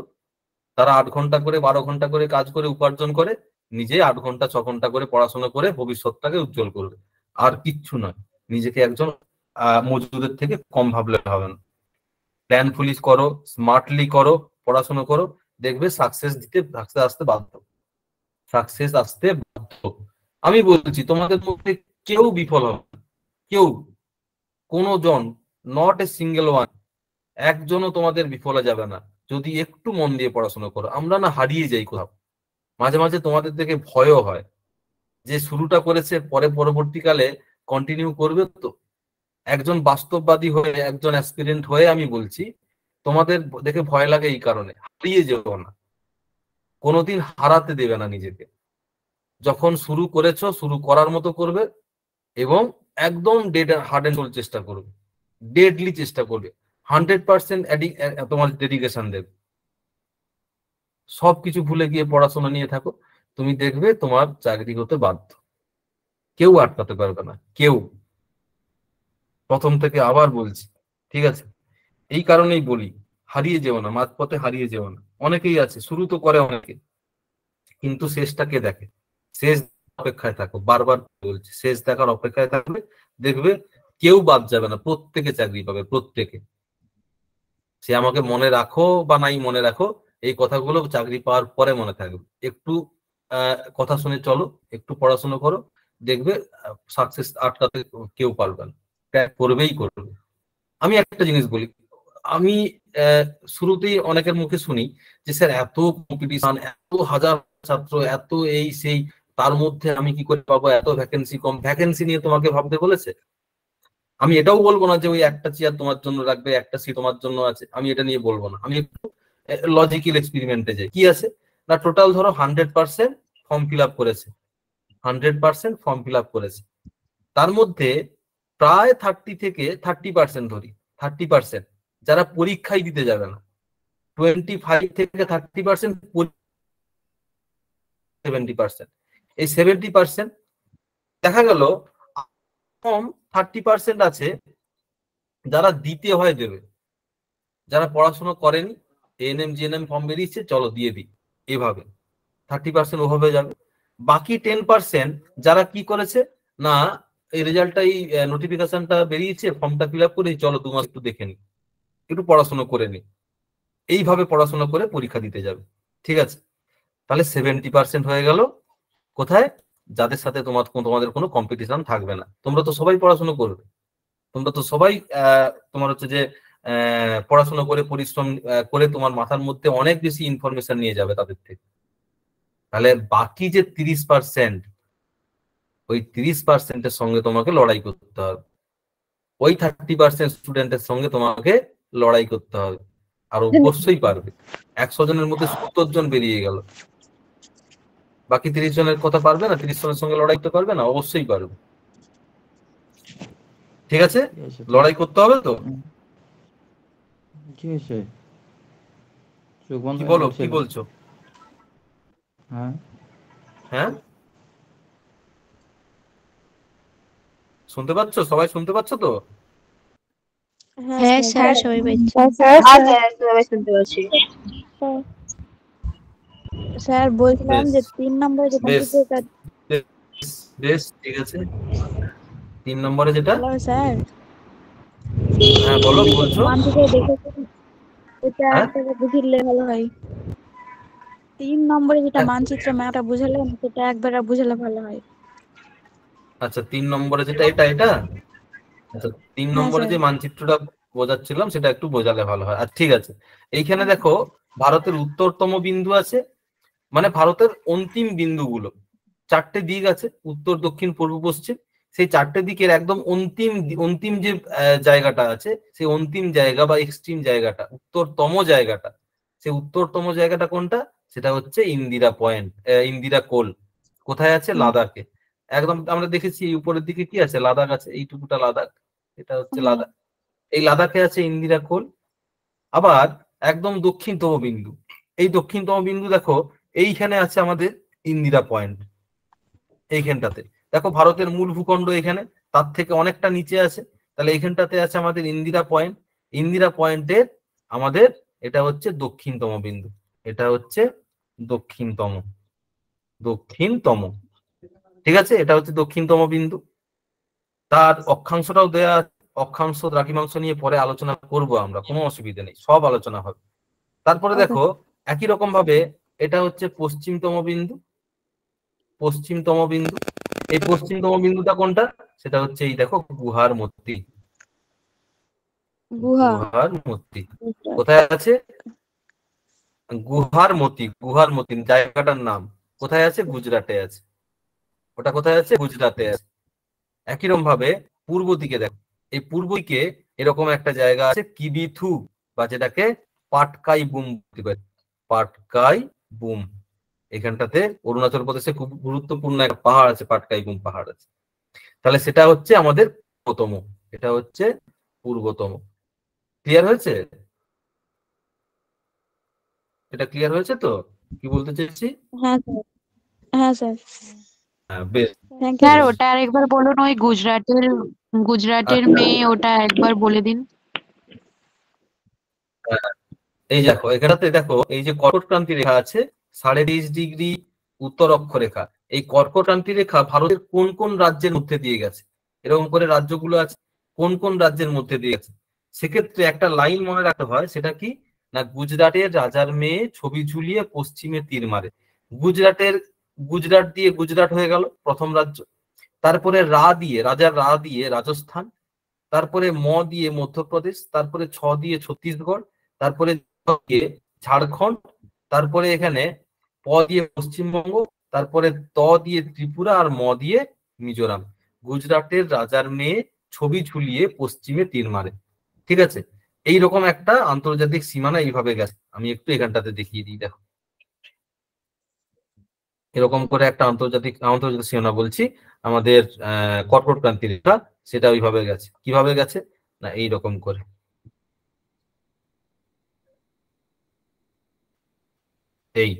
এটা হচ্ছে 23.5° উত্তর অক্ষরেখা। তাহলে দেখো এখানে গুজরাট, তারপরে দেখো এখানটাতে মধ্যপ্রদেশ, তারপরে দেখো ছত্তিশগড়, তারপরে দেখো ঝাড়খণ্ড, তারপরে দেখো ওয়েস্ট বেঙ্গল আছে, তারপরে কি আছে ত্রিপুরা, তারপরে দেখো এখানে মিজোরাম, আর এখানে রাজস্থানের কাছে আছে। রাজস্থানটা এই দেখাতে ভুলে গেছি, এইটুকুটা অংশের মধ্যে রাজস্থানের মধ্যে দিয়ে গেছে রাজস্থান। তাহলে 1 2 3 4 5 6 7 8 8খানা রাজ্যের মধ্যে দিয়ে কর্কট ক্রান্তি রেখা প্রবাহিত হয়েছে। ঠিক আছে, মনে থাকবে? এরকম আরো অনেক ইনফরমেশন আমরা প্রত্যেক মুহূর্তে জানবো। ভালো করে পড়তে হবে, মন দিয়ে পড়তে হবে। আর ইন্সপিরেশন তোমার হচ্ছে যে এই যে মোটিভেশনটা এটা অ্যাকচুয়ালি কাজ করবে না। হ্যাঁ বলো। বললাম স্যার এটা আরেকবার বলবেন, কোনটা বলো? যেটা এখন বোঝালেন। এটা হচ্ছে কর্কট ক্রান্তি রেখা। তো ভারতকে ক্রান্তীয় দেশ বলা হয়। সেই কর্কট ক্রান্তি রেখা ভারতের মাঝখান দিয়ে কোন কোন রাজ্যের মধ্যে দিয়ে গেছে, এটা তো একটা কাল্পনিক রেখা। এরকম অনেক রেখা এরকম মাঝখান দিয়ে এরকম করে প্রবাহিত হয়েছে, কিন্তু কর্কট ক্রান্তি রেখার একটা গুরুত্ব আছে। যেই কারণে আমরা জানি কর্কট সংক্রান্তি হয়। কর্কট ক্রান্তি রেখা আছে বলে ভারতের উভয় দিকে, উত্তর এবং দক্ষিণ দিকে, দুটো আলাদা আলাদা জলবায়ু লক্ষ্য করা যায়। ক্রান্তীয় জলবায়ু আর একটা হচ্ছে উপক্রান্তীয় জলবায়ু। এই কর্কট ক্রান্তি রেখার গুরুত্ব অনেক অপরিসীম, সেগুলো আমরা জানবো পরে পরে। কিন্তু এই কর্কট ক্রান্তি রেখা ভারতের কোন কোন রাজ্যের মধ্যে দিয়ে গেছে, টানা হয়েছে, আঁকা হয়েছে, সেটা আমরা কি করে জানবো? সেটা হচ্ছে এই গুজরাটের রাজার মেয়ে ছবি ঝুলিয়ে পশ্চিমে তীর মারে। ঠিক আছে, তাহলে গুজরাট দিয়ে রা দিয়ে রাজস্থান, দিয়ে মধ্যপ্রদেশ, দিয়ে ছত্তিশগড়, দিয়ে ঝাড়খণ্ড, দিয়ে পশ্চিমবঙ্গ, দিয়ে ত্রিপুরা, আর দিয়ে মিজোরাম। অ্যাকচুয়ালি তার প্রথম অক্ষরগুলো নেওয়া হয়েছে, ওই লাইনের শব্দগুলো যেগুলো আছে সেই শব্দগুলোর প্রথম অক্ষর থেকে নেওয়া হয়েছে। এটা শর্টকাট, অতগুলো মনে না রাখতে পারলে এই লাইনটা মনে রাখলেই হবে। আর এই জায়গা থেকে দেখবে কোশ্চেন পড়বে কর্কট ক্রান্তি রেখা কোন রাজ্যের মধ্যে দিয়ে যায়নি, তখন তোমাদের সবগুলো জানতে হবে। ঠিক আছে, মনে থাকবে তো? Okay sir. বেশ, হ্যাঁ স্যার বলছিলাম হ্যাঁ বলো। আয়তন কত বললেন?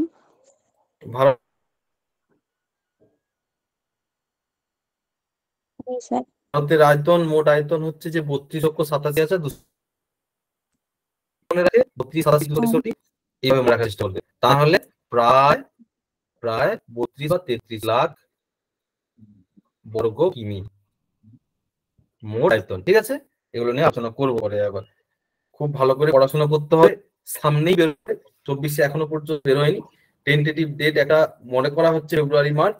নোটিফিকেশন বেরোনোর জন্য করবে না, যবে থেকে পড়াশোনা শুরু করবে বলে ভাবছো তবে থেকেই শুরু করো। আজ থেকে তুমি একজন প্রতিযোগী, তোমার সারাউন্ডিংস, তোমার আরো অনেকজন কম্পিটিটর আছে, প্রতিযোগী আছে, যারা কিন্তু তোমাকে এক বিন্দু জায়গা দেবে না, 1 ইঞ্চি জায়গা দেবে না।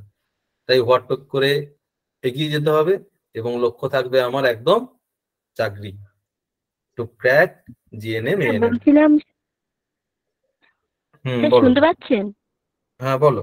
স্যার বলছিলাম সিকিমের যে গুরুত্বপূর্ণ 5টার নামটা বলেছিলেন, ওই 5টা আরেকবার বলুন তো। নাথুলা, আরো আছে জেলেপলা। বলছিলাম হ্যাঁ ঠিক আছে স্যার। আর বলছিলাম মিয়ানমারের পাশে আন্তর্জাতিক সীমানা দখল করে আছে যে রাজ্যগুলো, অরুণাচল প্রদেশ, হ্যাঁ, নাগাল্যান্ড, আর যেগুলো বলেছিলেন একটু বলে দিন তো ওটা। এই যে লেখা আছে অরুণাচল প্রদেশ, দেখো অরুণাচল প্রদেশ, এই নাগাল্যান্ড, এটা হচ্ছে মণিপুর, আর এটা হচ্ছে মিজোরাম। ঠিক আছে, হ্যাঁ স্যার, বেশ, ঠিক আছে। ঠিক আছে, খুব ভালো করে পড়াশোনা করবে, মন দিয়ে পড়াশোনা করবে, তাহলে দেখবে ঠিক হয়ে যাবে, সবকিছু ঠিক হয়ে যাবে। বাকি স্যার আছেন, স্যার তোমাদের ঠিক গাইড করে দেবেন সব দিক থেকে। ঠিক আছে, যা জিজ্ঞাসা থাকবে সব স্যারকে জিজ্ঞেস করে নেবে, সবগুলো তোমার হচ্ছে যে ক্লিয়ার হয়ে যাবে। আজকের মতো এখানেই, ঠিক আছে, পরে আবার দেখা হবে। ভালো থাকবে, পড়াশোনা করো মন দিয়ে সবাই। Okay sir. Hello thank sir. You sir. হ্যাঁ বলো। Thank you sir. স্যার, হ্যাঁ ঠিক আছে, ঠিক আছে, থ্যাংক ইউ স্যার। হ্যাঁ বেস্ট অফ লাক, ভালো করে পড়াশোনা করো। স্যার না হ্যাঁ বলো, বলো। বলছি রাজস্থান কোন কোন জেলার উপর দিয়ে আছে রেখাটা, খড়ক রেখাটা? কোনটা? রাজস্থান স্যার।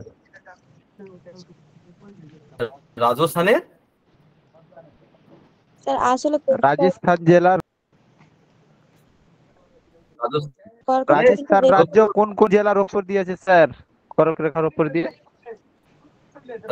কর্কটক্রান্তি রেখার ওটা জানতে চাইছে মেয়ে। বুঝতে পারছি। কর্কট ক্রান্তি রেখা, রেখা হচ্ছে কোন কোন জেলার মধ্যে দিয়ে গেছে? রাজস্থানের। জীবনে কোনোদিন জিজ্ঞেস করবে না, জীবনে কোনোদিন জিজ্ঞেস করবে না, তোমার জানা দরকার নেই। এই যে বলেছি প্ল্যান স্টাডি করতে হবে, স্মার্ট স্টাডি করতে হবে। তুমি যদি বলতে যে পশ্চিমবঙ্গের কোন কোন জেলার মধ্যে দিয়ে গেছে, সেক্ষেত্রে তোমার একটা প্রবাবিলিটি ছিল। তুমি রাজস্থানের কোন কোন জেলার মধ্যে দিয়ে কর্কট ক্রান্তি রেখা গেছে, তুমি কোনোদিন তোমাকে কোনো এক্সামিনার জিজ্ঞেস করবে না। পড়াশোনা করতে হবে, মাপজোপ করে পড়াশোনা করো। আর যদি সিরিয়াসনেস না থাকে তাহলে কিন্তু পড়াশোনা করে লাভ নেই। বোঝা গেছে? Okay sir. পড়াশোনা যদি দায়িত্ব নিয়ে করতে হয় তাহলে দায়িত্ব নিয়ে করবে। পশ্চিমবঙ্গের কোন কোন জেলার মধ্যে দিয়ে গেছে সেটা জানো, কোনো অসুবিধা নেই। জানো কোন কোন জেলার মধ্যে দিয়ে গেছে? পুরুলিয়া, পূর্ব বর্ধমান, পশ্চিম বর্ধমান, নদিয়া, বাঁকুড়া, এইসব জেলার মধ্যে দিয়ে গেছে। এটা খুব গুরুত্বপূর্ণ। Okay sir. ঠিক আছে, ভালো করে পড়াশোনা করো, ঠিক হবে, চিন্তা নেই। হ্যাঁ ওকে স্যার। বেশ, ভালো থেকো, ভালো করে পড়াশোনা করো সবাই। Thank you sir, thank you so much. হ্যাঁ ঠিক আছে, ঠিক আছে। হ্যাঁ স্যার, হ্যাঁ স্যার। আমি আশা করি সবাই ক্লাস করে, আমি জানি না যে কি হয়েছে না হয়েছে, আমি গ্রুপে বা কমেন্ট বক্সে অনেক কমেন্ট দেখতে পাচ্ছি। আমি বলবো গ্রুপে একটু তোমরা কমেন্ট করে জানিও, অ্যাটলিস্ট থ্যাংক ইউ স্যার, ভালো হয়েছে স্যার, এরকম না। একটা দুটো লাইন কি লেখা যাবে না যে 1.5 ঘন্টা স্যার সময় দিলেন, সেটার জন্য বলছি যে 1.5 ঘন্টা ধরো যেটা বলার আর কি, যে তোমরা এই 1.5 ঘন্টা ধরে ক্লাস করলে, সেই পয়েন্ট অফ ভিউ থেকে বলছি তোমরা একটু প্লিজ গ্রুপে শেয়ার করো যে তোমাদের কেমন লাগলো আজকের ক্লাসটা, বা কোথায় ভালো লেগেছে। একটু একটা দুটো লাইন অন্তত লেখো যে তোমরা তো এর আগে জিওগ্রাফি ক্লাস করেছো, আর জিওগ্রাফি এমন নয় যে আমাদের কোনো নতুন সাবজেক্ট, আমাদের মধ্যে এমন কেউ নেই যে আমরা জিওগ্রাফি শুনিনি, পড়িনি, কিন্তু স্পেশালিটি কোথায়, মানে আজকের ক্লাস করার পর তুমি কি বুঝতে পারলে? স্যার এক্সকিউজ মি স্যার, হ্যাঁ স্যার বলছি আমি তাহলে লিভ করছি স্যার। ঠিক আছে, থ্যাংক ইউ স্যার। হ্যাঁ হ্যাঁ থ্যাংক ইউ। একটু তোমরা গ্রুপে একটু লেখো না, গ্রুপে একটা দুটো লাইনে যদি লেখো তাহলে খুব সুবিধা হয়। আমি বেশি সময় নেব না তোমাদের থেকে, আমি আবারও বলছি বেশি সময় নেব না। 8:58 বাজে তো আমি 9টায় এই গ্রুপটা বন্ধ করে দেবো, 9টা ঠিক 9টাতে, মানে পুরোপুরি 2 মিনিট সময় নেই। মানে অ্যাটলিস্ট এই ভালো হয়েছে, খুব ভালো, সুপার, এরকম নয়, থ্যাংক ইউ স্যার, এরকম না। আমি ঠিক 9টাতে এই গ্রুপটা বন্ধ করব, দেন আমি তোমাদের সাথে সিক্রেট কোডটা শেয়ার করে দেবো। অর্থাৎ আমি বেশি সময় নেব না তোমাদের থেকে, একটু প্লিজ শেয়ার করো যে আজকের ক্লাসটা কেমন লাগলো, কোথায় বা ভালো লাগলো, এইটুকু প্লিজ। আগামীকাল লাইফ সায়েন্স, হ্যাঁ আগামীকাল লাইফ সায়েন্সের ক্লাস রয়েছে, যেটা আমাদের এএনএম জিএনএম এর সাপেক্ষে খুব ইম্পর্টেন্ট জায়গা। তো আগামীকাল লাইফ সায়েন্সের ক্লাস মিস করবে না কেউ। দেখো এখন চাইলেও কেউ আর জয়েন করতে পারবে না, কারণ আমি আগেই বলেছি যে লিঙ্ক কিন্তু অনেক আগে ডিঅ্যাক্টিভেট হয়ে গেছে। আমি জাস্ট 1 মিনিট সময় নেব, তারপর আমি গ্রুপটা বন্ধ করে দেবো, কারণ গ্রুপটা খোলা থাকলে সিক্রেট কোড তোমরা ওখানে শেয়ার করে দেবে। তো গ্রুপটা বন্ধ করার পর আমি দেন তোমাদের সাথে সিক্রেট। একটু প্লিজ তোমাদের কমেন্ট করে জানাও। সবে মাত্র 2 দিন ক্লাস হলো, এখনো আমাদের 3 দিন ক্লাস রয়েছে। আগামীকাল শুক্রবার লাইফ সায়েন্সের ক্লাস হবে রাত 8টা থেকে, শনিবার ফিজিক্যাল সায়েন্সের ক্লাস হবে রাত 8টা থেকে, আর রবিবার থাকবে ম্যাথ এবং রিজনিং, যেদিনে আমি নিজে থাকবো, কারণ ওটাই আমার সাবজেক্ট, এর বাইরে আমি আর জানি না। সেটাই, যে একটু যদি তোমরা গ্রুপে লেখো, মানে এখানে না লিখে যদি গ্রুপে লেখো, একটু দেখো গ্রুপটা ওপেন আছে, তো তোমরা যদি একটু গ্রুপে লেখো,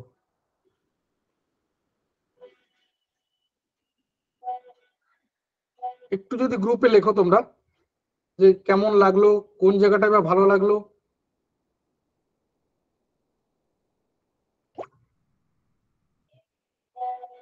কারণ শুধু পড়াশোনার জন্য পড়াশোনা করো না, যেটা বারবার ক্লাসের মধ্যে গতকালও স্যার বলেছে, আমিও বলছি, আজকে স্যার একই কথা বলেছেন।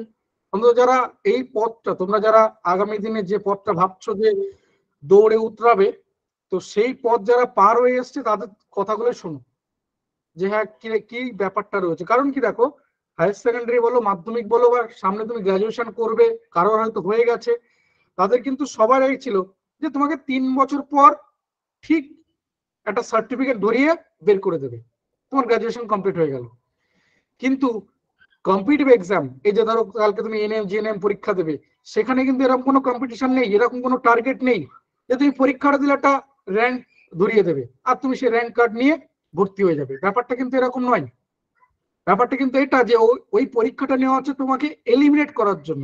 স্কুল কলেজের পরীক্ষা তোমাকে পাস করানোর জন্য, ডিগ্রি দেওয়ার জন্য, সার্টিফিকেট দেওয়ার জন্য, আর এই কম্পিটিটিভ এক্সাম হচ্ছে তোমাকে এলিমিনেট করার জন্য।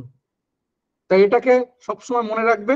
9টা 1 হয়ে গেছে, আমি গ্রুপটা বন্ধ করে দিচ্ছি, ঠিক আছে? দেন আমি তোমাদের কাছে এটা শেয়ার করে দিচ্ছি। সবাইকে অসংখ্য ধন্যবাদ। বন্ধ করে দিচ্ছি, দেন আমি এটাকে শেয়ার করছি।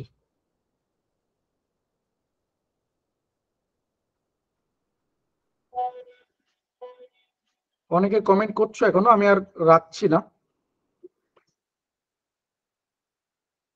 চলো যেটা বলার তাহলে আমি এটা শেয়ার করছি। দেখো আমি বলে দিই, তুমি প্রথম থেকে প্রিপারেশন করে বোঝানোর জন্য খুব ভালো লাগলো। হ্যাঁ অবশ্যই। আর কেউ ভেবো না যে ফর্ম ফিল আপটা শুরু হোক দেন আমরা প্রিপারেশনটা শুরু করব, তাহলে তোমার মতো বোকা আর কেউ নেই। আমি আবারও বলছি, শুধুমাত্র এএনএম জিএনএম না, আমাদের ওয়েস্ট বেঙ্গল, আমাদের ইন্ডিয়াতে যত পরীক্ষা হয় জেনে রেখো, তার ওই 70-75% স্টুডেন্ট কিন্তু প্রথমে এলিমিনেট হয়ে গেছে। তোমার সাথে কম্পিটিশন মাত্র ওই 25-30% স্টুডেন্টের সাথে। তুমি তাদের মধ্যে থেকে দেখো কোনোভাবে জায়গা করতে পারো কিনা, ব্যাস এইটুকুই কিন্তু। আর যে কোডটা রয়েছে মনে রাখবে, কোডটা তুমি স্ক্রিনশট নিয়ে রাখতে পারো, কিন্তু কোডটা আমাকে লিখে পাঠাবে, ঠিক আছে? আমি মোবাইল নাম্বারও লিখে দিচ্ছি, মোবাইল নাম্বারে লিখে পাঠাবে। এই মোবাইল নাম্বারটা ওই গ্রুপে অ্যাডমিনও আছে, তো লিখে পাঠাবে, ঠিক আছে? কারণ কি দেখো, এটা অটোমেটিক হবে কিন্তু, অর্থাৎ এরা এমন নয় যে তুমি কোড পাঠালে তবে আমি তোমাকে এটা রেকর্ডিং ভিডিও পিডিএফ নোটস পাঠাবে, এমন নয়। এটা কিন্তু অটোমেটিক তৈরি করা আছে, ঠিক আছে? কোডটা পাঠাবে আগামীকাল সকাল 11টা থেকে রাত 8টা পর্যন্ত, এই সময়ের মধ্যে কোড অ্যাক্টিভ থাকবে। এখন যদি পাঠিয়ে রাখো হবে না, তুমি যদি কালকে 10টার সময় পাঠিয়ে রাখো হবে না, মানে 10টা থেকে আর কি বলা আছে, আমি দেখিয়ে দিচ্ছি তোমাদেরকে, একটু মনে রাখবে ব্যাপারটা। বা তুমি এখন এটাকে স্ক্রিনশট নিয়ে রাখতে পারো, কিন্তু যখন পাঠাবে তখন হোয়াটসঅ্যাপে কিন্তু লিখে পাঠাবে। বারবার বলছি, যখন তুমি কালকে পাঠাবে তখন কিন্তু কোডটা লিখে পাঠাবে, আদারওয়াইজ কিন্তু ওটা নেবে না। কারণ ছবি তুলে পাঠালে বা স্ক্যান করে পাঠালে ওটা কিন্তু নেয় না। এই যে কোডটা হচ্ছে এটা, আই অ্যাম দ্য বেস্ট, এটাই হচ্ছে কোড। আর নাম্বার হচ্ছে এইটা, এই নাম্বারে পাঠাবে। এই নাম্বারটা গ্রুপে অ্যাডমিনও আছে, এই নাম্বারটা গ্রুপে অ্যাডমিনও আছে। আমি আবারও বলছি, আগামীকাল সকাল 10টা থেকে রাত 8টা পর্যন্ত এই কোড অ্যাক্টিভ থাকবে, আই অ্যাম দ্য বেস্ট।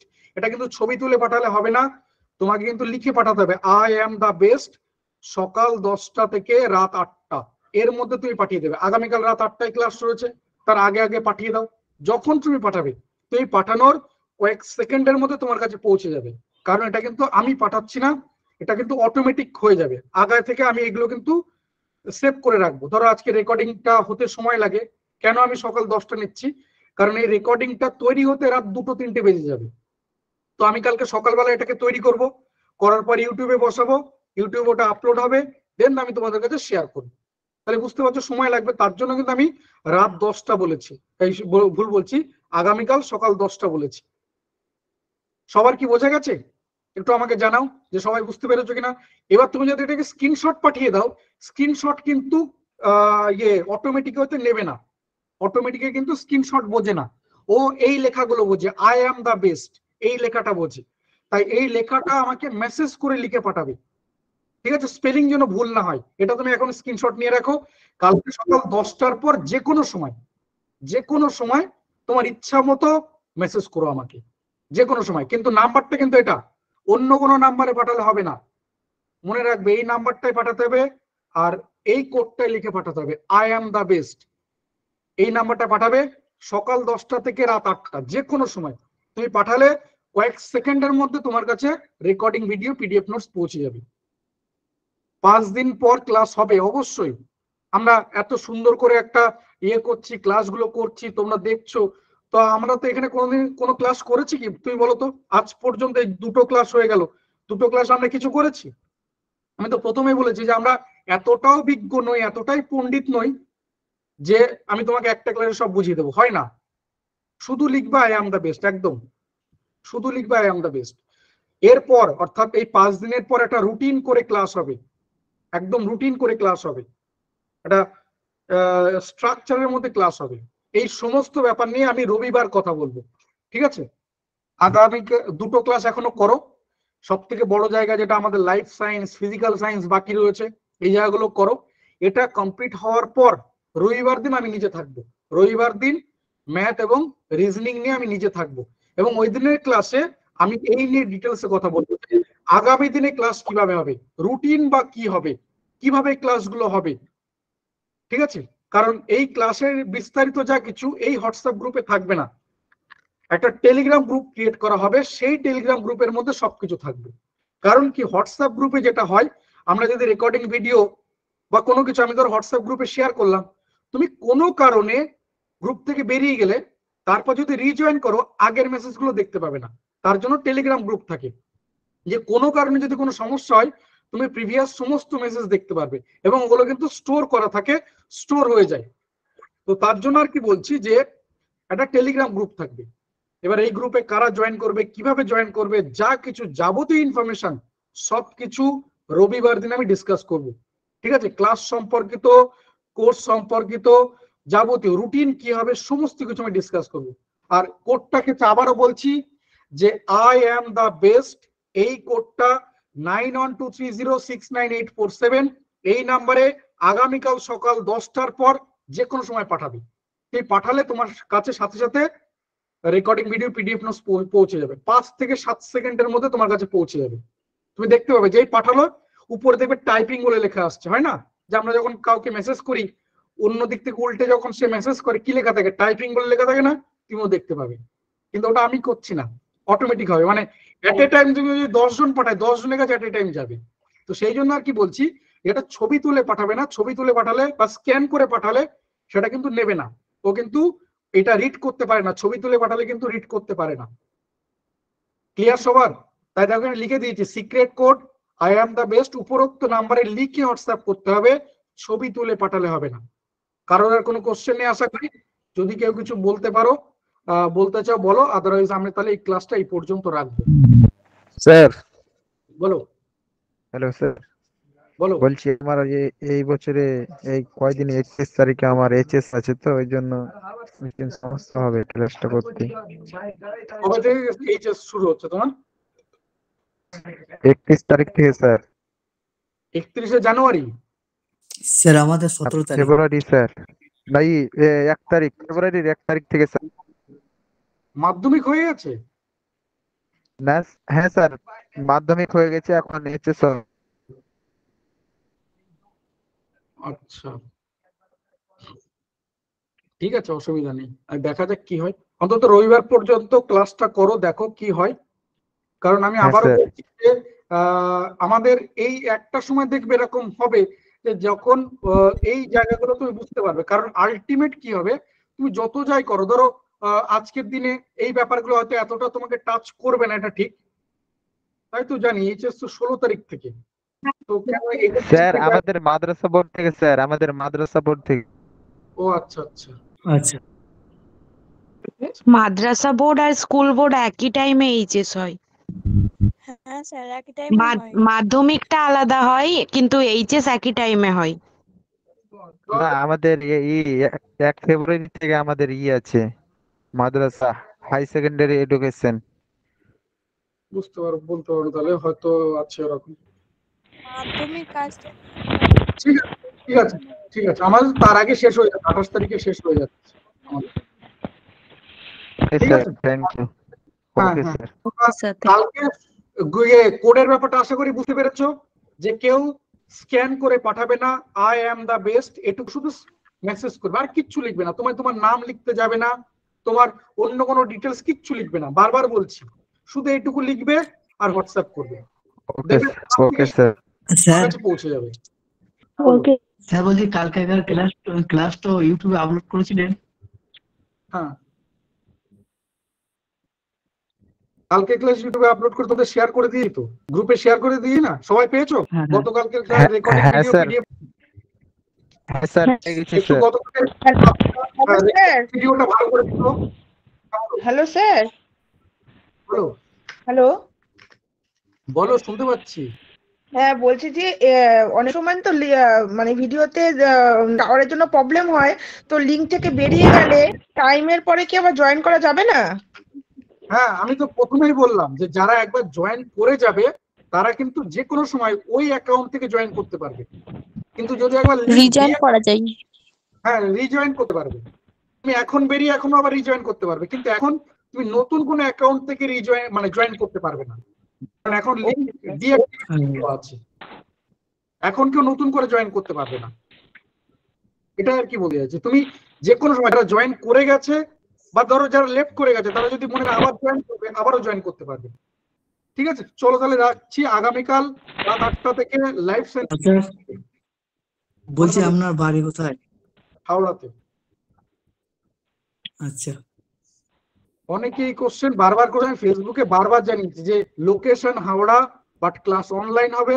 আর এই মেসেজটা আমি লিখে পাঠিয়েছিলাম যে আমাকে এএনএম জিএনএম বলে এই নাম্বারে হোয়াটসঅ্যাপ করো, দেখবে ওখানে এই নাম্বার দেওয়া আছে,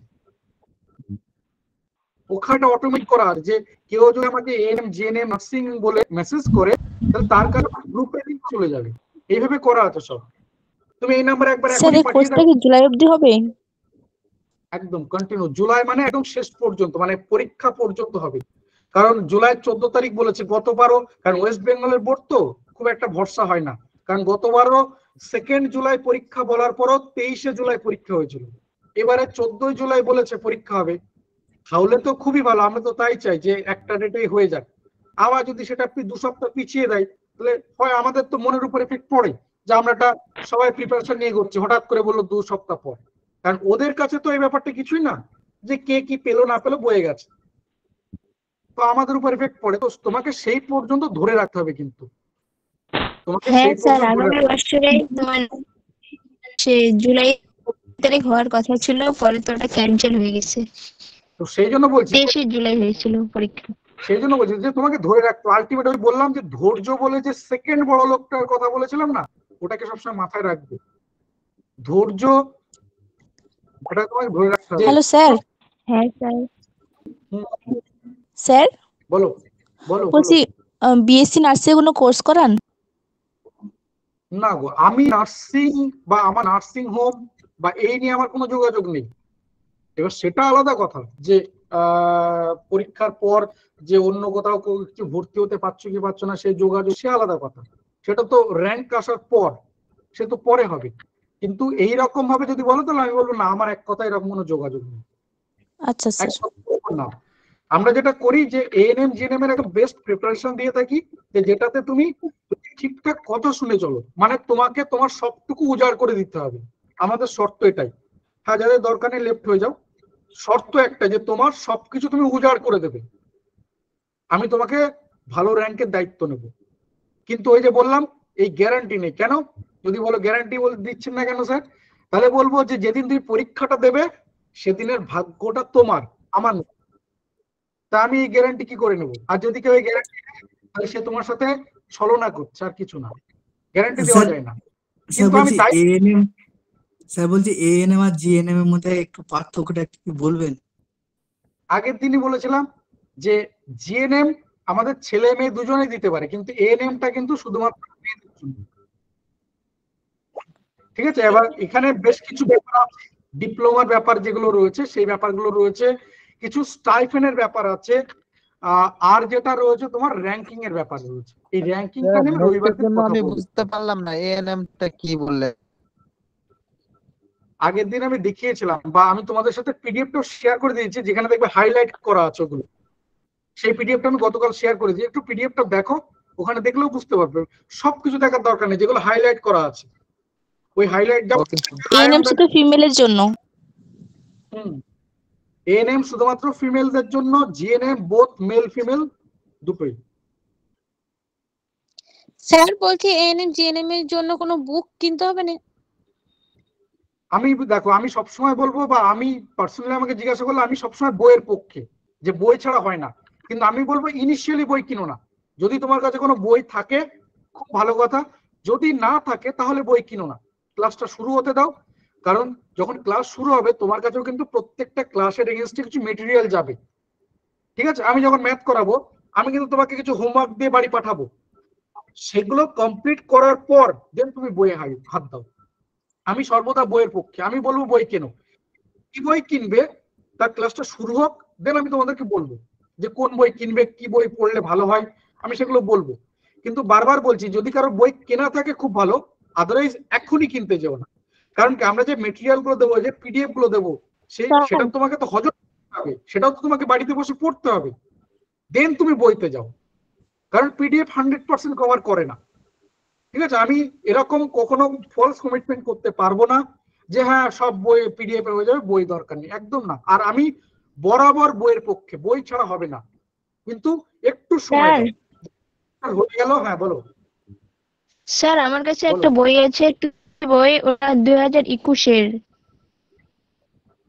এই বইটি কি বলো, কার বই আছে বলো? ওই যে তুলসী লেখক। দেখো ওই বইগুলোতে ভুল আছে প্রচুর, ভালো আমি বলছি না খারাপ, কিন্তু বেশ কিছু ভুল আছে। মানে কোশ্চেন গুলো দেখো বা এগুলো দেখো, কিন্তু আনসার বা এক্সপ্লেনেশন অতটা ডিটেলসে দেখো না, প্রচুর ভুল আছে। এবার ওরা যেহেতু 2021-এর বলছে, অনেকটা কারণ 2021-এর পর কিন্তু চেঞ্জ হয়েছে। ঠিক আছে, 2022-এর থেকে ব্যাপারটা একদম প্রমিনেন্ট হচ্ছে। অর্থাৎ আজকে যে সিলেবাস বা কোশ্চেনের স্ট্রাকচার দেখছো সেটা কিন্তু 2022-এর থেকে হয়েছে। 2022, গত বছর 2023 অ্যাকুরেট হয়েছে, এবছরও তাই ওই একই রকম ফরম্যাট হবে। তো 2021 বা যেগুলো বলছো সেগুলোতে একটু অসুবিধা আছে, তপতি ভালো, কিন্তু আবারও বলছি ওই একই রকম, যে কিছু প্রবলেম আছে ওই বইগুলোতে, কিছু প্রবলেম আছে। কারণ তপতির এতে হ্যাঁ স্যার, আমি ওই যে 2023-এ যখন আমি জিএনএম পরীক্ষা দিয়েছিলাম তখন 2021-এর বইটা পড়ছিলাম, কিন্তু অনেক কোশ্চেন আসছে আবার আসে নাই। আমি তো বলছি যে এগুলোতে কিন্তু প্রচুর ভুল আছে, ভুল এক্সপ্লেনেশন দেওয়া আছে। কারণ কি, তুমি যদি না জেনে পড়ে যাও তাহলে মারাত্মক ভুল হয়ে যেতে পারে। প্রথমত তুমি ভুল জেনে গেলে তোমার ভুল আনসার করে দিলে। এই জন্য বলছি একটু ধৈর্য রাখো, একটু সময় নাও, দেখো সব ঠিকঠাক হবে। Hello sir, thank you sir. বলো। বলছিলাম আর রায়মাটি? রায়মার্টিনের বইটা ভালো বই, আমি ওটা সাজেস্ট করতাম। মানে আমি যখন তোমাকে বলতাম বইয়ের জন্য, তাহলে অবশ্যই রে মার্টিনের বইটা আমি বলতাম তোমাকে। ঠিক আছে, মানে যার কেনা হয়ে গেছে দরকার নেই, ছাড়ো। কেনা নেই, বাট 2022-এর ছিল, তো আমি 23-এ এক্সাম দিয়েছিলাম, তো কোনো কারণবশত আমি র্যাঙ্ক করতে পারিনি, তো তাই বলে বলছি 2022-এরটা হবে? হবে, হ্যাঁ ওই বইটা হবে। কিন্তু আমি বলবো তপতি যাদের কাছে আছে ছেড়ে দাও, যারা নেই বা কেনোনি বা কিনবে এরকম ভাবছো, তবে তপতি কিনতে যেও না, তাতে করে অসুবিধা আছে। আমি 2-3টে বই বলে দেবো যে সেই বইগুলোতে তুলনামূলক ভালো হবে, একটু ধৈর্য রাখো, ঠিক আছে? এর মধ্যে থেকে যে কোনো একটা প্রথমে কিনবে, যদি সেটা তুমি মনে হচ্ছে ভালো, মানে যাদের হয় না কিছু স্টুডেন্ট আছে যারা খুব ভালো এ করবে, তাদের বলবো একটা জায়গায় দুটো বইতে যাও। আর যদি যাদের এনে, আমি বলবো একটা করে বই কিনো, একটা করে। ঠিক আছে, চলো তাহলে আমি এই পর্যন্ত রাখছি। আগামীকাল রাত 8টায় মনে থাকে যেন, আগামীকাল রাত 8টা লাইফ সায়েন্সের ক্লাস রয়েছে। আগামীকাল Thank you, রাত sir. 8টা life. Thank you, Thank you, sir. সবাই খুব ভালো Thank you, থেকো। sir. Thank you sir. সুস্থ- Thank you, sir. আগামী